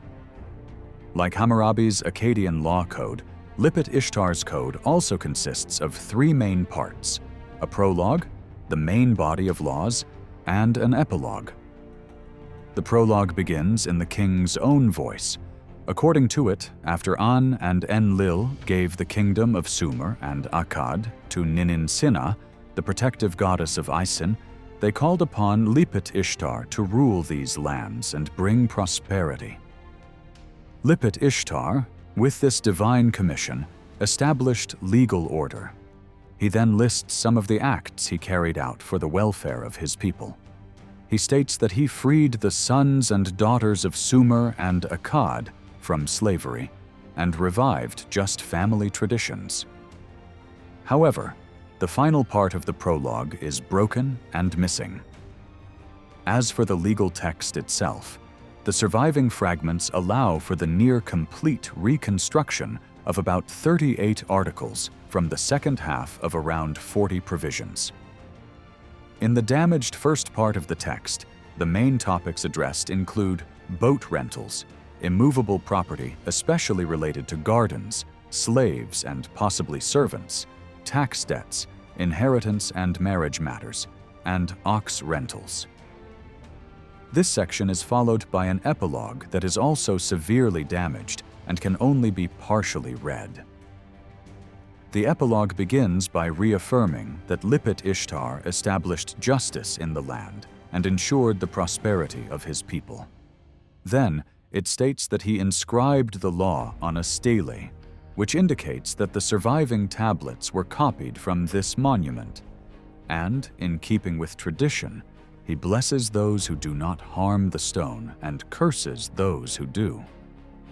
If we want to examine the socio-economic conditions of Sumerian cities through more concrete data, we must begin with population estimates. However, This is a task quite difficult to accomplish with precise and reliable figures, because we have no records of any official census. Diakonov, who collected indirect data from economic texts, estimated a free population of about 100,000 for the city of Lagash. For the city of Ur, C.L. Woolley, in his recent study titled The Urbanization of Society, suggests a population of approximately 360,000 people around 2000 BC, that is, during the time when the city rose for the third time as the capital of Sumer. However, since Woolley's estimate is based on weak comparisons and uncertain assumptions, reducing the number by at least half would be more realistic. This implies that Ur had a population of around 200,000. The sacred precinct of the city, the Temenos, was a center where large temples and the ziggurat were located. But the areas outside of it, as Woolley also points out, were much more ordinary. According to him, if the residential areas excavated in Ur represent the whole city, which they most likely do, then we see a settlement layout that evolved from a primitive village structure, not built according to any city planning. The streets were unpaved, narrow, and winding. Dead-end alleys often opened onto irregular building blocks, and large houses stood side by side with small ones. Some were single-storied, flat-roofed, and simple. Most were two-storied, and very few were three-storied. Streets were generally covered with sunshades and had open stalls along their edges. This appearance resembled markets in modern Middle Eastern cities. However, some sections in the text, lamentation over the destruction of Ur, attribute aesthetic value to the city. The text speaks of majestic gates, walking paths, and wide streets used during festivals. From other literary texts, such as The Scribe and His Wayward Son, and Love Will Find the Way, we understand that there were quite attractive public spaces in the city for youth and those seeking entertainment. A typical Sumerian house was a one-story mud brick structure consisting of several rooms arranged around a courtyard. Wealthy families lived in two-story houses built of brick, with both the interior and exterior plastered and whitewashed, containing nearly a dozen rooms. The ground floor usually contained a guest reception hall, kitchen, servants' quarters, and sometimes a private worship area. Furniture included low tables, high-backed chairs, and wooden framed beds. Household items consisted of containers made of clay, stone, copper, or bronze, baskets woven from reeds and wooden chests. Floors and walls were usually covered with mats, leather carpets, or woolen blankets. Although cemeteries were located outside the city, most houses had family burial chambers underneath them. The economic life in Sumer essentially relied on the skills of farmers, pastoralists, artisans, and the merchant class. The Sumerians did not develop a science in the theoretical sense. Knowledge was practical. They categorized the natural world into domestic animals, wild animals, birds, fish, trees, plants, vegetables, and stones. All entities falling into these categories were compiled as catalogs for Edubba texts. These lists mostly consisted of names only, but teachers would explain them in detail during lessons. Some of these explanations also appear in literary texts. For example, the hoopoe is described as, the hoopoe says, "Ridiik, ridiik." Its neck is mottled, it resembles a narrow bird. There is a tuft of feathers on its head. Or the merfish, probably a ray or a sicklefish, is described with the following words. Its head is like an anchor, its teeth like a comb, its spines resemble a long fir tree, its stomach is like Dumuzi's waterskin, its tail is delicate, like a fisherman's whip, its skin is scaleless, hard to clean, its spine can even be used to sew. The behavioral difference between the cat and the mongoose is expressed as follows. For thought, the cat. For action, the mongoose. It is understood that the advanced astronomy developed by the Babylonians in the second half of the first millennium BC was virtually absent in Sumer. So far, aside from a short list of 25 stars, no astronomical records from the Sumerian period have been found. Observations of celestial bodies were most likely made for calendar purposes, though whether these observations were documented and preserved is unknown. On the other hand, the events described in Gudea's dream suggest that astrology was a widespread area of interest in Sumer. In this dream, the goddess Nidaba is seen examining a tablet adorned with stars and informs Gudea that he must build the Aninu temple in accordance with the sacred stars. The Sumerians divided the year into two main seasons. The first, Amesh or summer, began around February-March. The second, Enten or winter, began around September-October. It is thought that the new year probably started around April to May. Months were entirely determined according to the lunar cycle. Each new month began with the evening sighting of the crescent moon and lasted either 29 or 30 days. The names of these months were usually derived from agricultural activities or festivals held in honor of certain gods, and they could vary by city.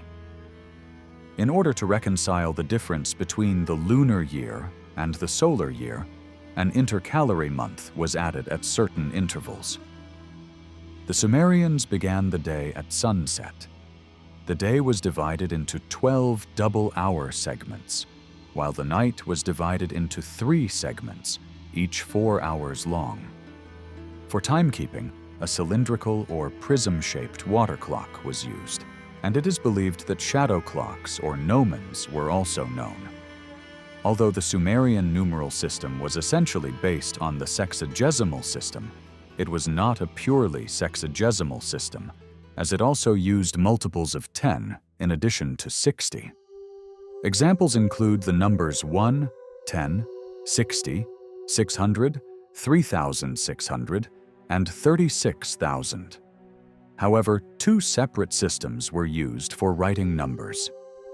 In the system used for everyday writing, there were specific signs for each digit, while the system used in mathematical texts, which was learned and applied, was entirely based on place value.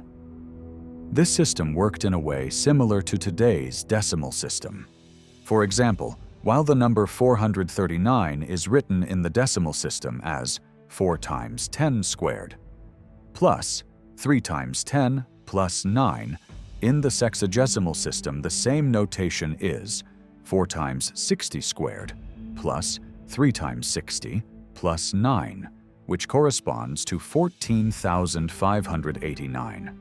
However, since the Sumerians did not know the concept of zero and did not indicate which place values the numbers belonged to, the same sequence of signs could be interpreted in different ways. For example, a number that can be transcribed as 42336 could be read as 4 times 60 squared plus 23 times 60 plus 36 equals 15,816, or 4 times 60 cubed, plus 23 times 60 squared, plus 36 times 60 equals 948,960, or, on a smaller scale, as 4 times 60 plus 23 times 60 plus 36 equals 948,960, 23加36除以60等于236分之5.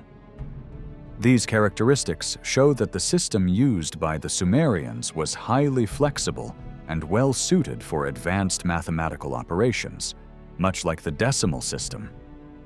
The school texts on mathematics that have come down to us today are divided into 2 main groups: tables and problems.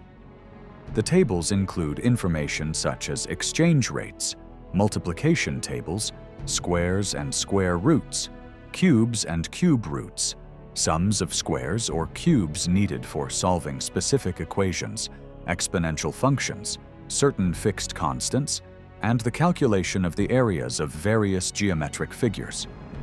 The problem texts include Pythagorean numbers, cube root calculations, equations, and practical applications, such as digging canals and counting bricks.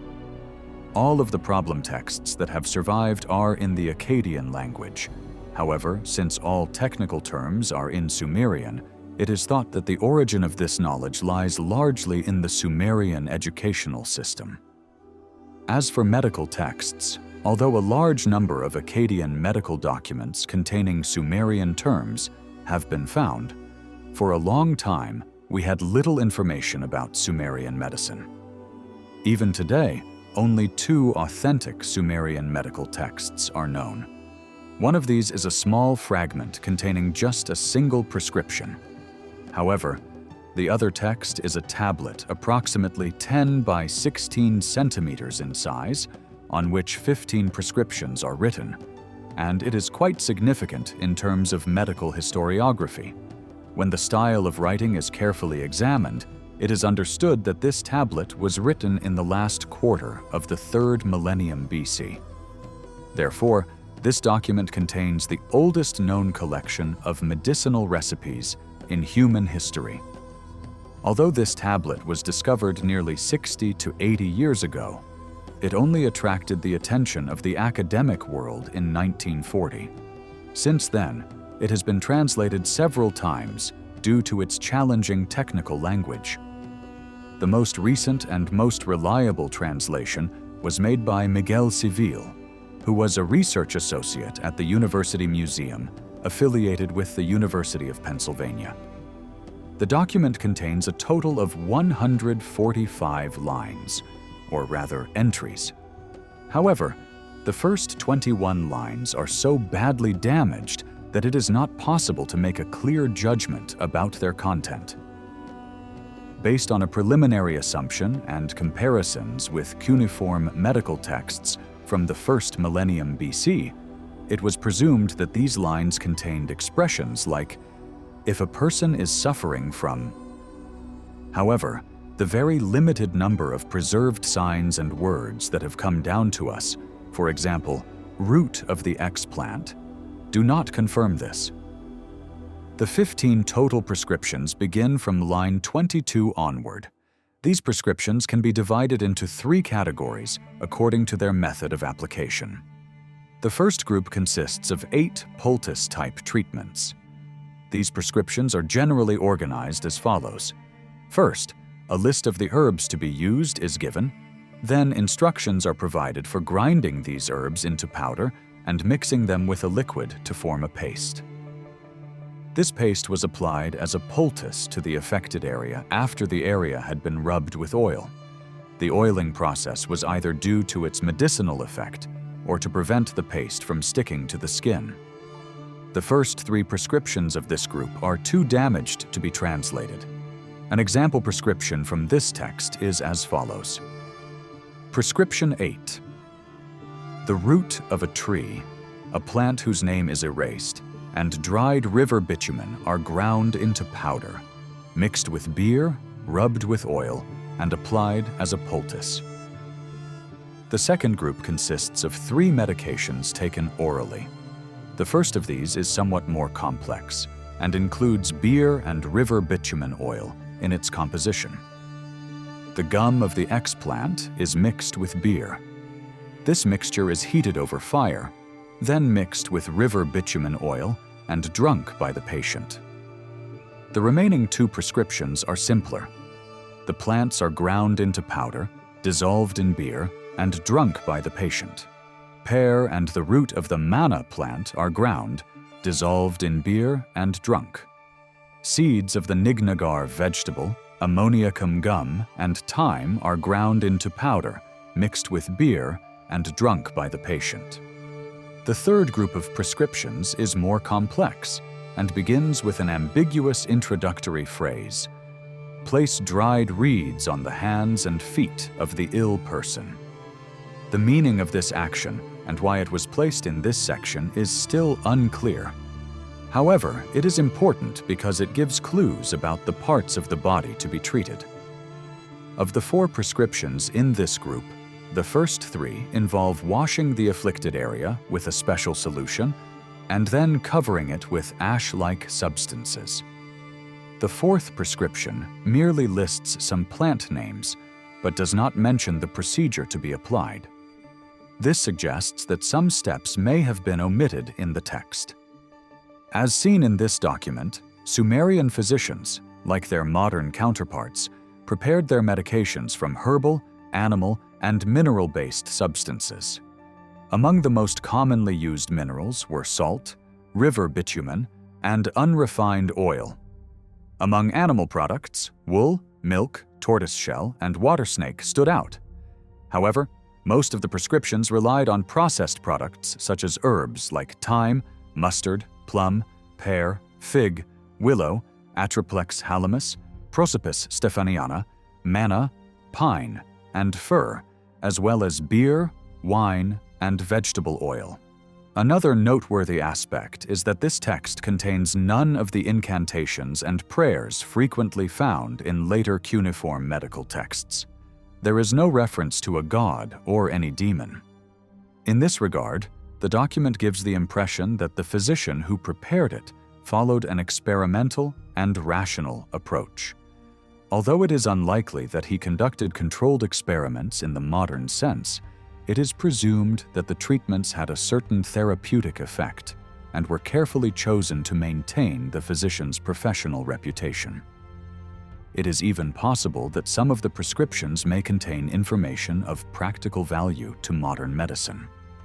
Unfortunately, this ancient medical document does not clearly indicate which illnesses the prescriptions were meant to treat. Especially the introductory section forming the first column of the tablet is badly damaged. Some surviving signs suggest that the text may not have included disease names. In the fragmented first prescription, the words back and hip appear, but they are out of context. The introductions to the third group of prescriptions mention hands and feet, but again the context is unclear. It is not even known whether each prescription targeted a different illness or different stages of the same illness. However, it can be considered that the said document was used in an oral context, and that the prescriptions may have been conveyed with explanations outside the tablet. This brings us to the purpose behind the preparation and compilation of the document. It must be noted that the Sumerian physician who prepared this ancient pharmacological codex was not only a practical practitioner, but also an intellectual with good education and cultural background. In order to be able to write the cuneiform syllabary, containing hundreds of signs and thousands of different readings, skillfully and aesthetically, he must have spent most of his youth in Eduba, the Sumerian school.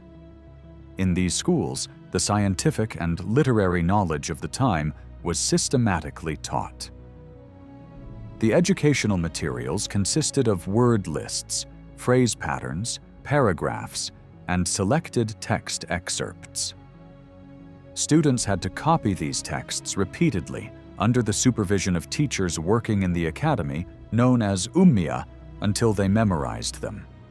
It is also assumed that these short, dense, and unadorned compilations were supported by oral explanations. The pharmaceutical codex we have may have been an instructional text prepared by a medical lecturer working in such a school. If this assumption is confirmed, it would not be an exaggeration to consider this Sumerian tablet as one of the oldest known textbooks in the history of medicine. The second medical tablet was first published in 1935, but it was evaluated as a business record and did not attract attention in scholarly circles until 1960.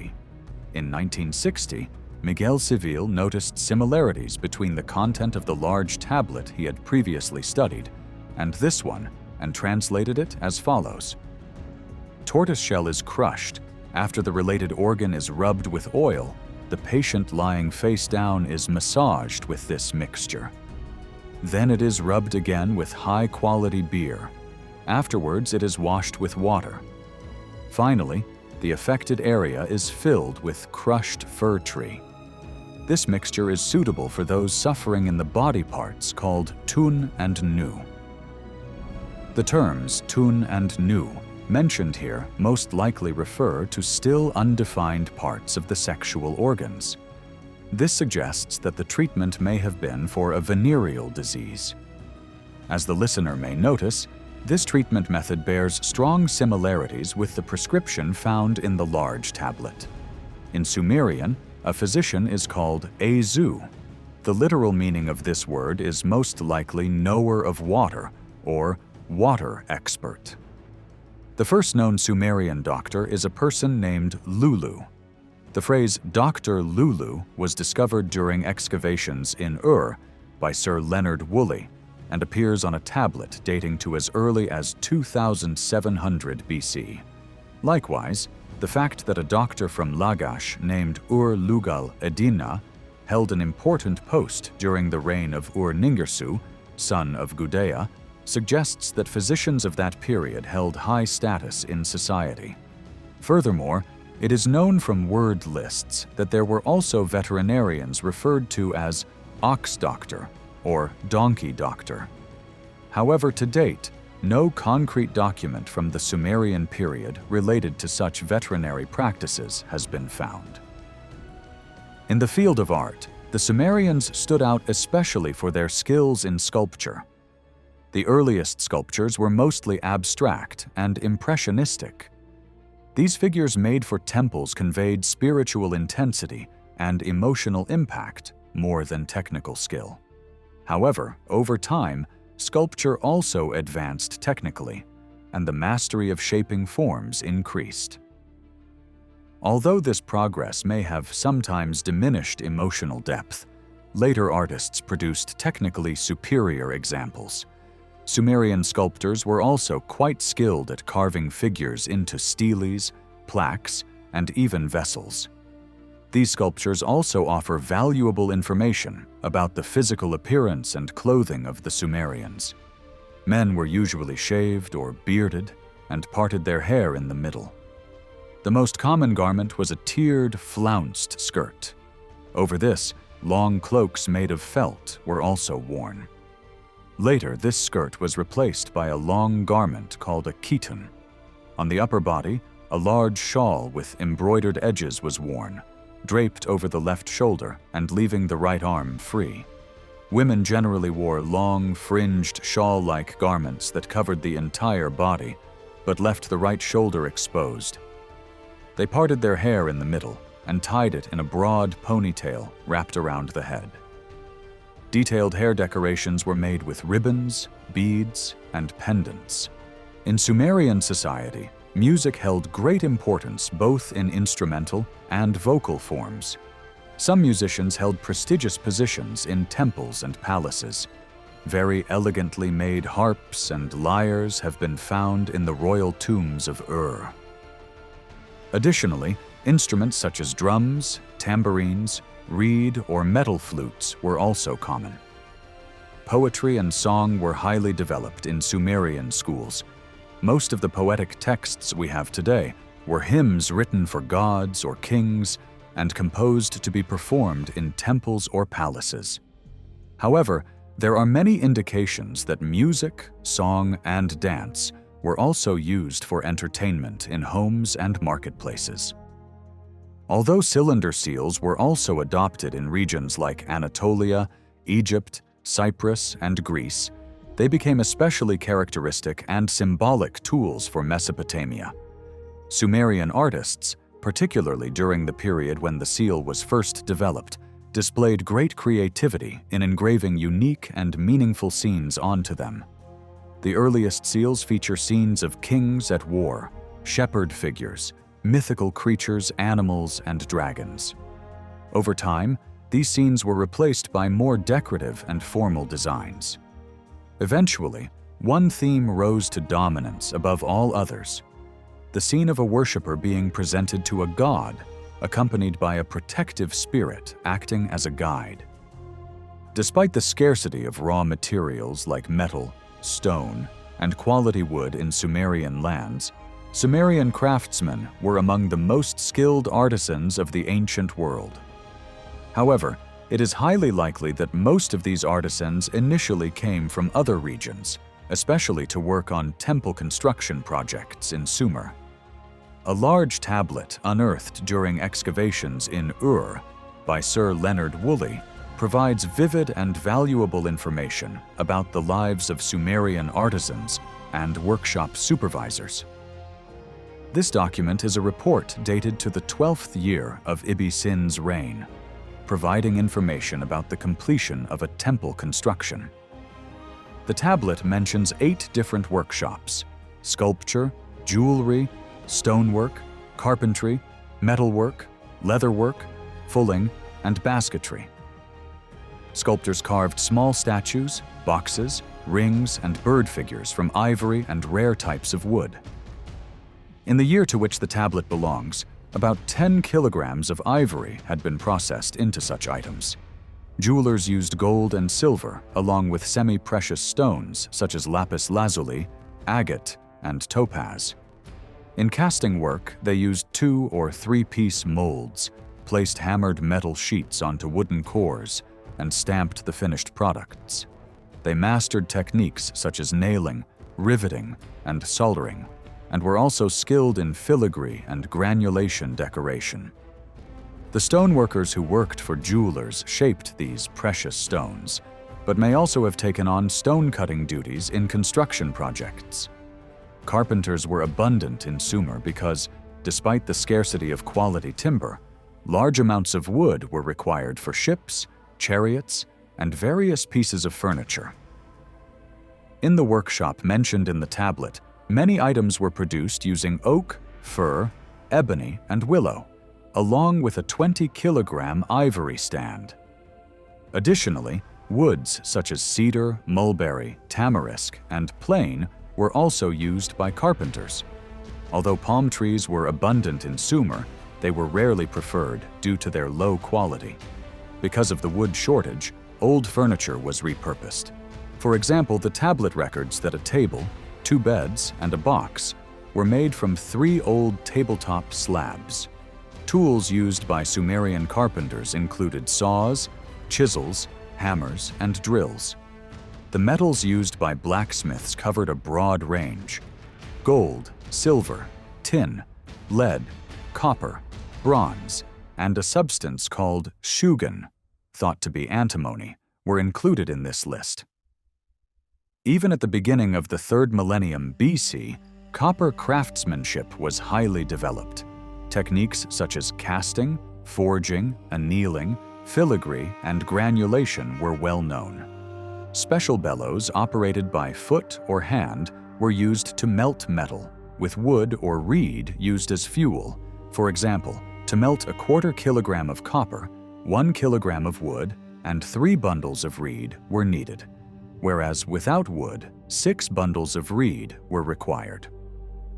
Blacksmiths produced tools like pickaxes, axes, knives, chisels, and saws, as well as weapons, containers, nails, mirrors, and rings. Tanners had processed many hides of cattle, calves, sheep, and pigs throughout the year. From these hides, water flasks, bags, reins, saddles, chariot coverings, straps, and especially shoes and sandals were made. Various alkalis, sumac, and some still unidentified substances were used for tanning. Oil was used to make the leather flexible and waterproof. The tanner mentioned in the tablet used flour to polish some special leathers and gold dust to decorate certain pieces. Although cylinder seals were also adopted in regions like Anatolia, Egypt, Cyprus, and Greece, they became especially characteristic and symbolic tools for Mesopotamia. Sumerian artists, particularly during the period when the seal was first developed, displayed great creativity in engraving unique and meaningful scenes onto them. The earliest seals feature scenes of kings at war, shepherd figures, mythical creatures, animals, and dragons. Over time, these scenes were replaced by more decorative and formal designs. Eventually, one theme rose to dominance above all others: the scene of a worshipper being presented to a god, accompanied by a protective spirit acting as a guide. Despite the scarcity of raw materials like metal, stone, and quality wood in Sumerian lands, Sumerian craftsmen were among the most skilled artisans of the ancient world. However, it is highly likely that most of these artisans initially came from other regions, especially to work on temple construction projects in Sumer. A large tablet unearthed during excavations in Ur by Sir Leonard Woolley provides vivid and valuable information about the lives of Sumerian artisans and workshop supervisors.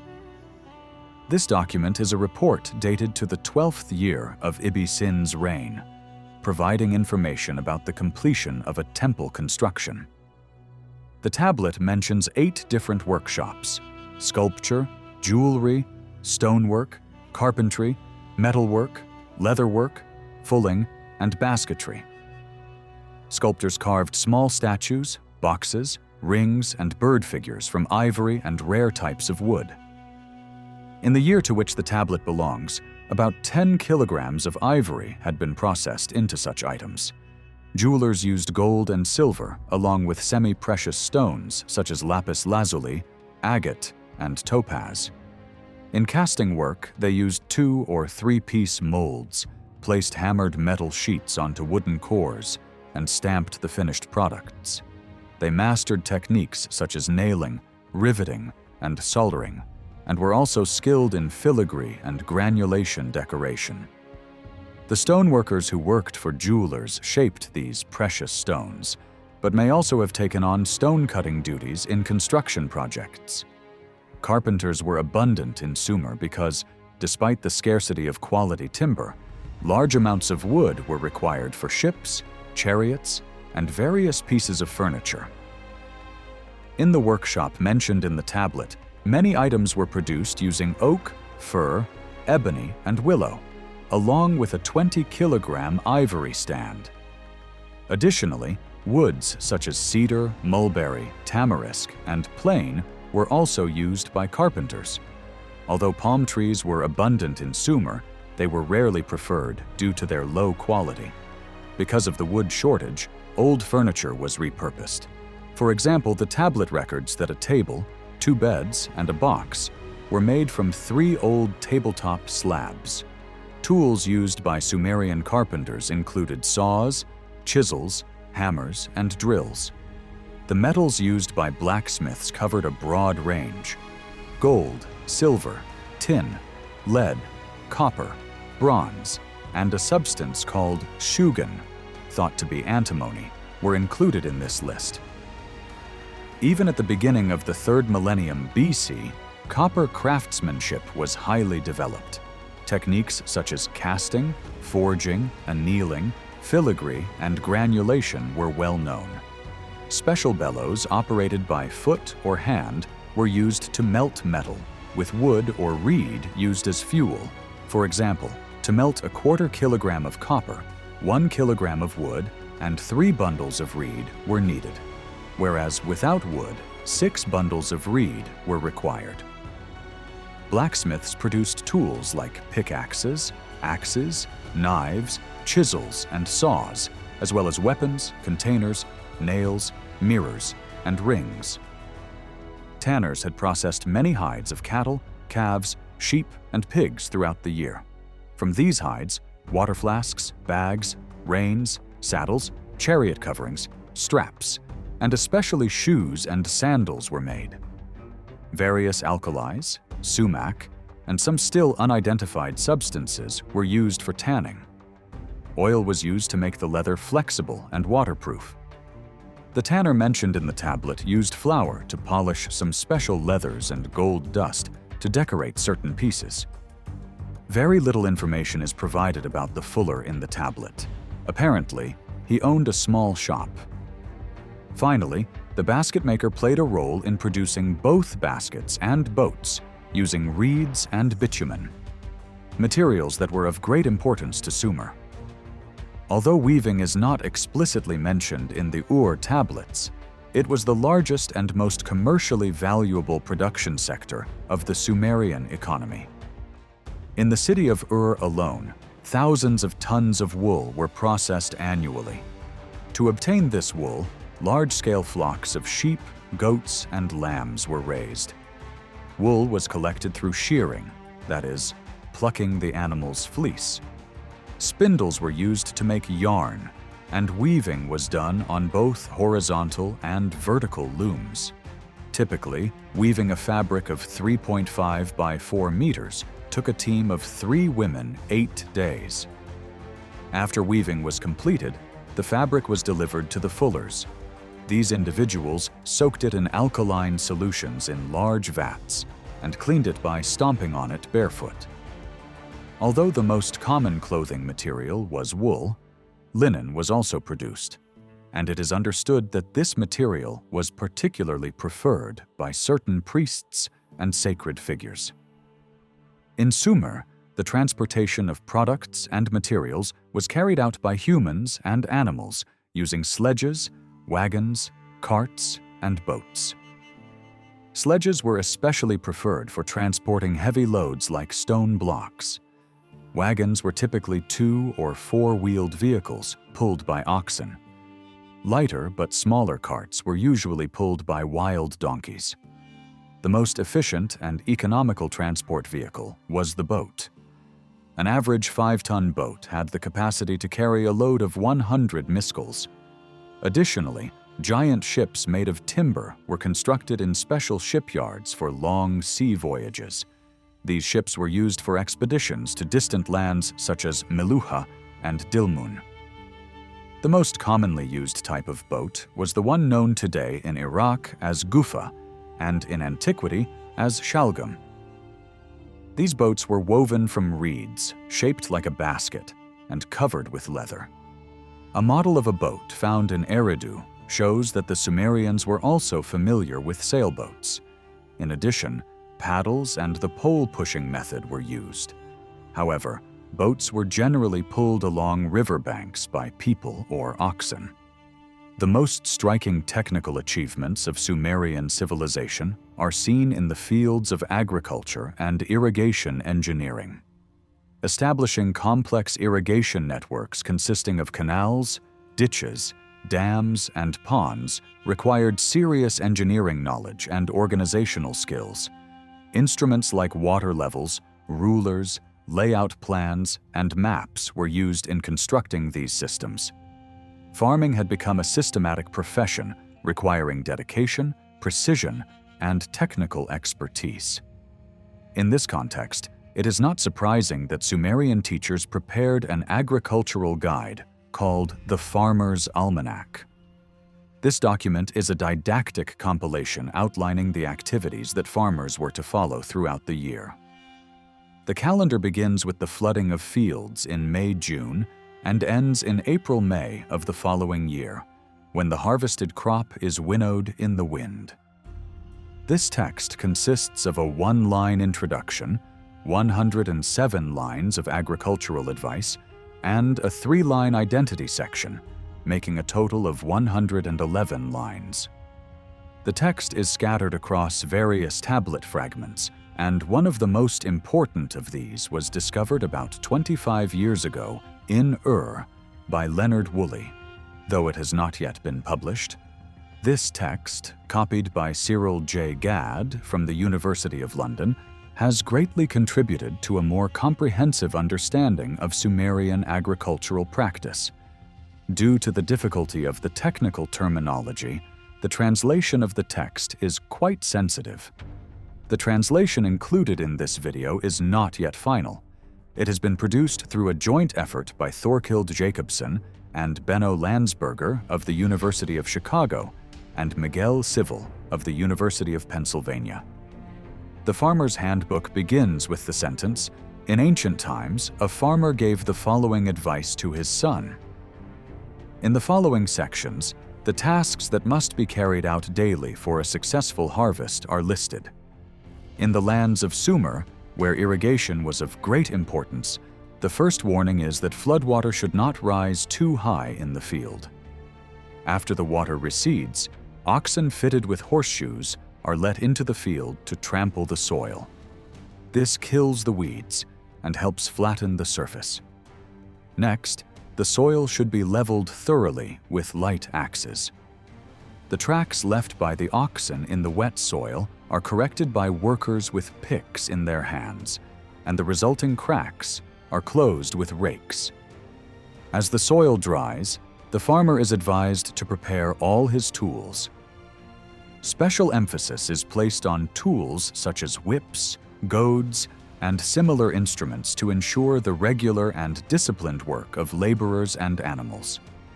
It is also recommended that the farmer keep a spare ox on hand in case of need. Thus, he will be able to sow 3 gur of seed on a burr-sized field. When it comes to the plowing and soil preparation stage, the farmer is advised to plow the field twice using 2 different plows, then perform the leveling process 3 times, and finally break up clods with a hammer to obtain a completely flat surface. At this stage, the farmer must constantly supervise the workers and not allow them to slack off. At the same time, he should not direct them to do his personal tasks. Sowing and plowing were carried out simultaneously using a funnel attached to a special plow. While the seeds were being buried in the soil via the plow, each garush needed to be plowed 8 times. Attention had to be paid to ensure that the seeds were buried 2 fingers deep. If the seeds did not go deep enough, the tip of the plow, that is, the tongue, needed to be changed. Although the text mentions different types of seedbeds, it is not clear on this point. After the seeds were placed, all clods that could prevent barley from sprouting had to be removed, and the surface made smooth. In the continuation of the handbook, after barley sprouts begin to break through the soil surface and grow, the farmer is given an important reminder. A prayer should be said to Ninkalim, the god of field mice and harmful animals, to protect the field from creatures that could cause damage. Additionally, it is the farmer's responsibility to scare away birds that may pose threats from the air. When barley has grown enough to cover the bottoms of the furrows, it is time for the first irrigation. The second irrigation should take place when the stalks have risen to the plug in the middle of a boat. The third irrigation is to be done when the barley has reached full growth, that is, when it becomes king barley. However, if red spots are seen on the crop at this stage, it indicates a dangerous condition known as smut disease. Nevertheless, if the barley appears healthy, a fourth and final irrigation should be performed. This will provide the farmer with an approximate 10% increase in the harvest. At harvest time, the farmer is given a clear warning. He should not wait for the barley ears to droop from their weight. Harvesting should begin on the exact day of full ripening. During the harvest, work should be carried out as a team. One person should reap with a sickle, one should bundle, and another should arrange the bundles. In the text, if understood correctly, there is a striking passage resembling ethical values and the Holy Scriptures. The farmer is advised to leave some barley ears that fall in the field for the young men and gleaners. It is stated that in return for this charitable act, the god will always be merciful to the farmer. After the harvest, the threshing stage begins. This is carried out in 2 phases. In the first stage, carts are driven over the barley piles for 5 days to trample the stalks. Then, sledges fitted with toothed wooden blocks and wrapped in leather strips are used to break the barley stalks. Again, a parallel is drawn with sacred texts. As in Deuteronomy 25:4, if the oxen working during threshing become hungry from the smell of fresh barley, they should be allowed to eat until they are full. The next step is to separate the barley grains from the chaff and husks. This process is carried out by 2 barley sifters.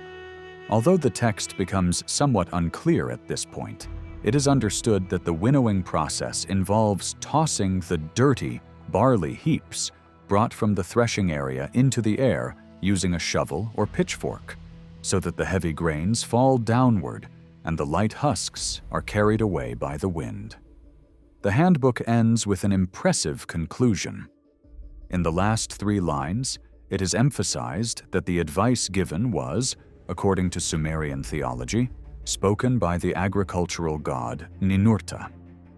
Ninurta is depicted as the loyal farmer of Enlil, the chief god of the pantheon. Although the narrative initially appears to belong to a personal farmer, the real author of this text is not a farmer, but most likely an Adab professor writing on behalf of illiterate farmers. The literary expression found throughout many parts of the narrative shows that it was written by a professional author. This text has an educational purpose: to equip advanced students in the Sumerian school with the art and knowledge of successful farming. The fact that many copies and fragments of the text have been found indicates that it was widely used in education. It is even certain that other parts of it still lie buried in Mesopotamian soil. For this reason, it would not be wrong to say that the Farmer's Handbook was very popular among both teachers and students. Behind this popularity may lie a practical benefit, such as Adab graduates being able to find good employment. Indeed, in a lesser-known text titled A Dialogue Between an Ugula and a Scribe, a graduate of the Eduba is portrayed as the successful and eloquent manager of a large landed estate. Among the main grains cultivated by the Sumerians, the most important was barley. In addition to this, wheat, millet, and emmer wheat also held significant places. Moreover, many types of vegetables such as chickpeas, lentils, vetch, onions, garlic, lettuce, radish, cress, leeks, mustard, and various types of cucumbers were also planted in Sumerian agriculture. In gardening, the use of windbreak screens made of tree rows to protect against the scorching effect of the sun and drying winds was known by the Sumerians, and this knowledge even appeared in mythological narratives. The most commonly used tool by gardeners was the hoe. In addition, a special kind of rake called a garden rake was also used. One of the cornerstone plants of the Sumerian economy was the date palm. The sweet sap obtained from this tree, called lal, was an important food substance. Furthermore, the technique of artificial pollination of female date palms was known and applied during the Sumerian period. The fact that there are approximately 150 different words in Sumerian dictionaries used only for date palms, and their various parts reflects the importance of the date palm in Sumerian life. Alongside agriculture, animal husbandry was also one of the fundamental pillars of the Sumerian economy. Animal products were greatly needed both for transportation and for nutrition and clothing. The most commonly used animal for transportation was the donkey. Although the horse was known by the Sumerians, it was never widely used. Among domestic animals, the ox was the most valuable animal of the period. This is because the ox was indispensable for plowing fields, pulling wagons and sleds, and transporting heavy loads. Bulls, cows, and calves were especially valuable for their meat and hides. Regarding sheep, although the exact meanings are not fully understood in Sumerian, it is known that around 200 terms were used. These included fattened sheep, fat-tailed sheep, and probably wild types like mountain sheep. Goats and kids were also plentiful. Especially goat hair was used in weaving mats and rugs for carrying loads. Pigs were also important. Not only their fat and hides, but also their meat was consumed. And it is known that the Sumerians enjoyed pork. There were even special herders and butchers tasked with processing pig meat. In addition to animal husbandry, hunting was also practiced. In the documents, delivery records of animals such as deer, wild boar, and gazelle have been found. Bird hunting was also common. There were various traps and nets used for this. In fact, one document mentions the delivery of 54 roasted birds. Fishing was another major food source, especially in the early periods. We understand its importance from documents written before 2300 BCE that mention over 50 types of fish. In later periods, however, documents only mention a few types of fish, suggesting that fishing lost its value over time. Nets were most commonly used in fishing, but rods and traps were also utilized. The most consumed beverage in the daily life of the Sumerians was beer. This drink was not just an intoxicating substance, but was also seen as a beverage that filled the hearts of both gods and humans with joy and had medicinal value. Although the techniques of beer production are still not fully understood, the most comprehensive study on the subject was presented by Leo Oppenheim in his work Beer and Brewing Techniques in Ancient Mesopotamia. Beer production was closely linked to malt obtained from germinated barley. This process increased the carbohydrate and protein content of the barley, making it more nutritious. There was even a goddess responsible for beer production, Ninkasi. Her name likely meant the lady who fills the mouth. According to one legend, this goddess, born from foamy sweet waters, had a first passion for beer. In a hymn dedicated to Ninkasi, it is told that she cooked the sprouted barley with a large paddle, mixed the bapir malt with sweet aromas, baked it in a sacred oven, and finally poured the aroma of the beer into a vessel, as if the Tigris and Euphrates had joined together. These lines clearly reveal how much Sumerian poets and scholars valued the grandeur of beer.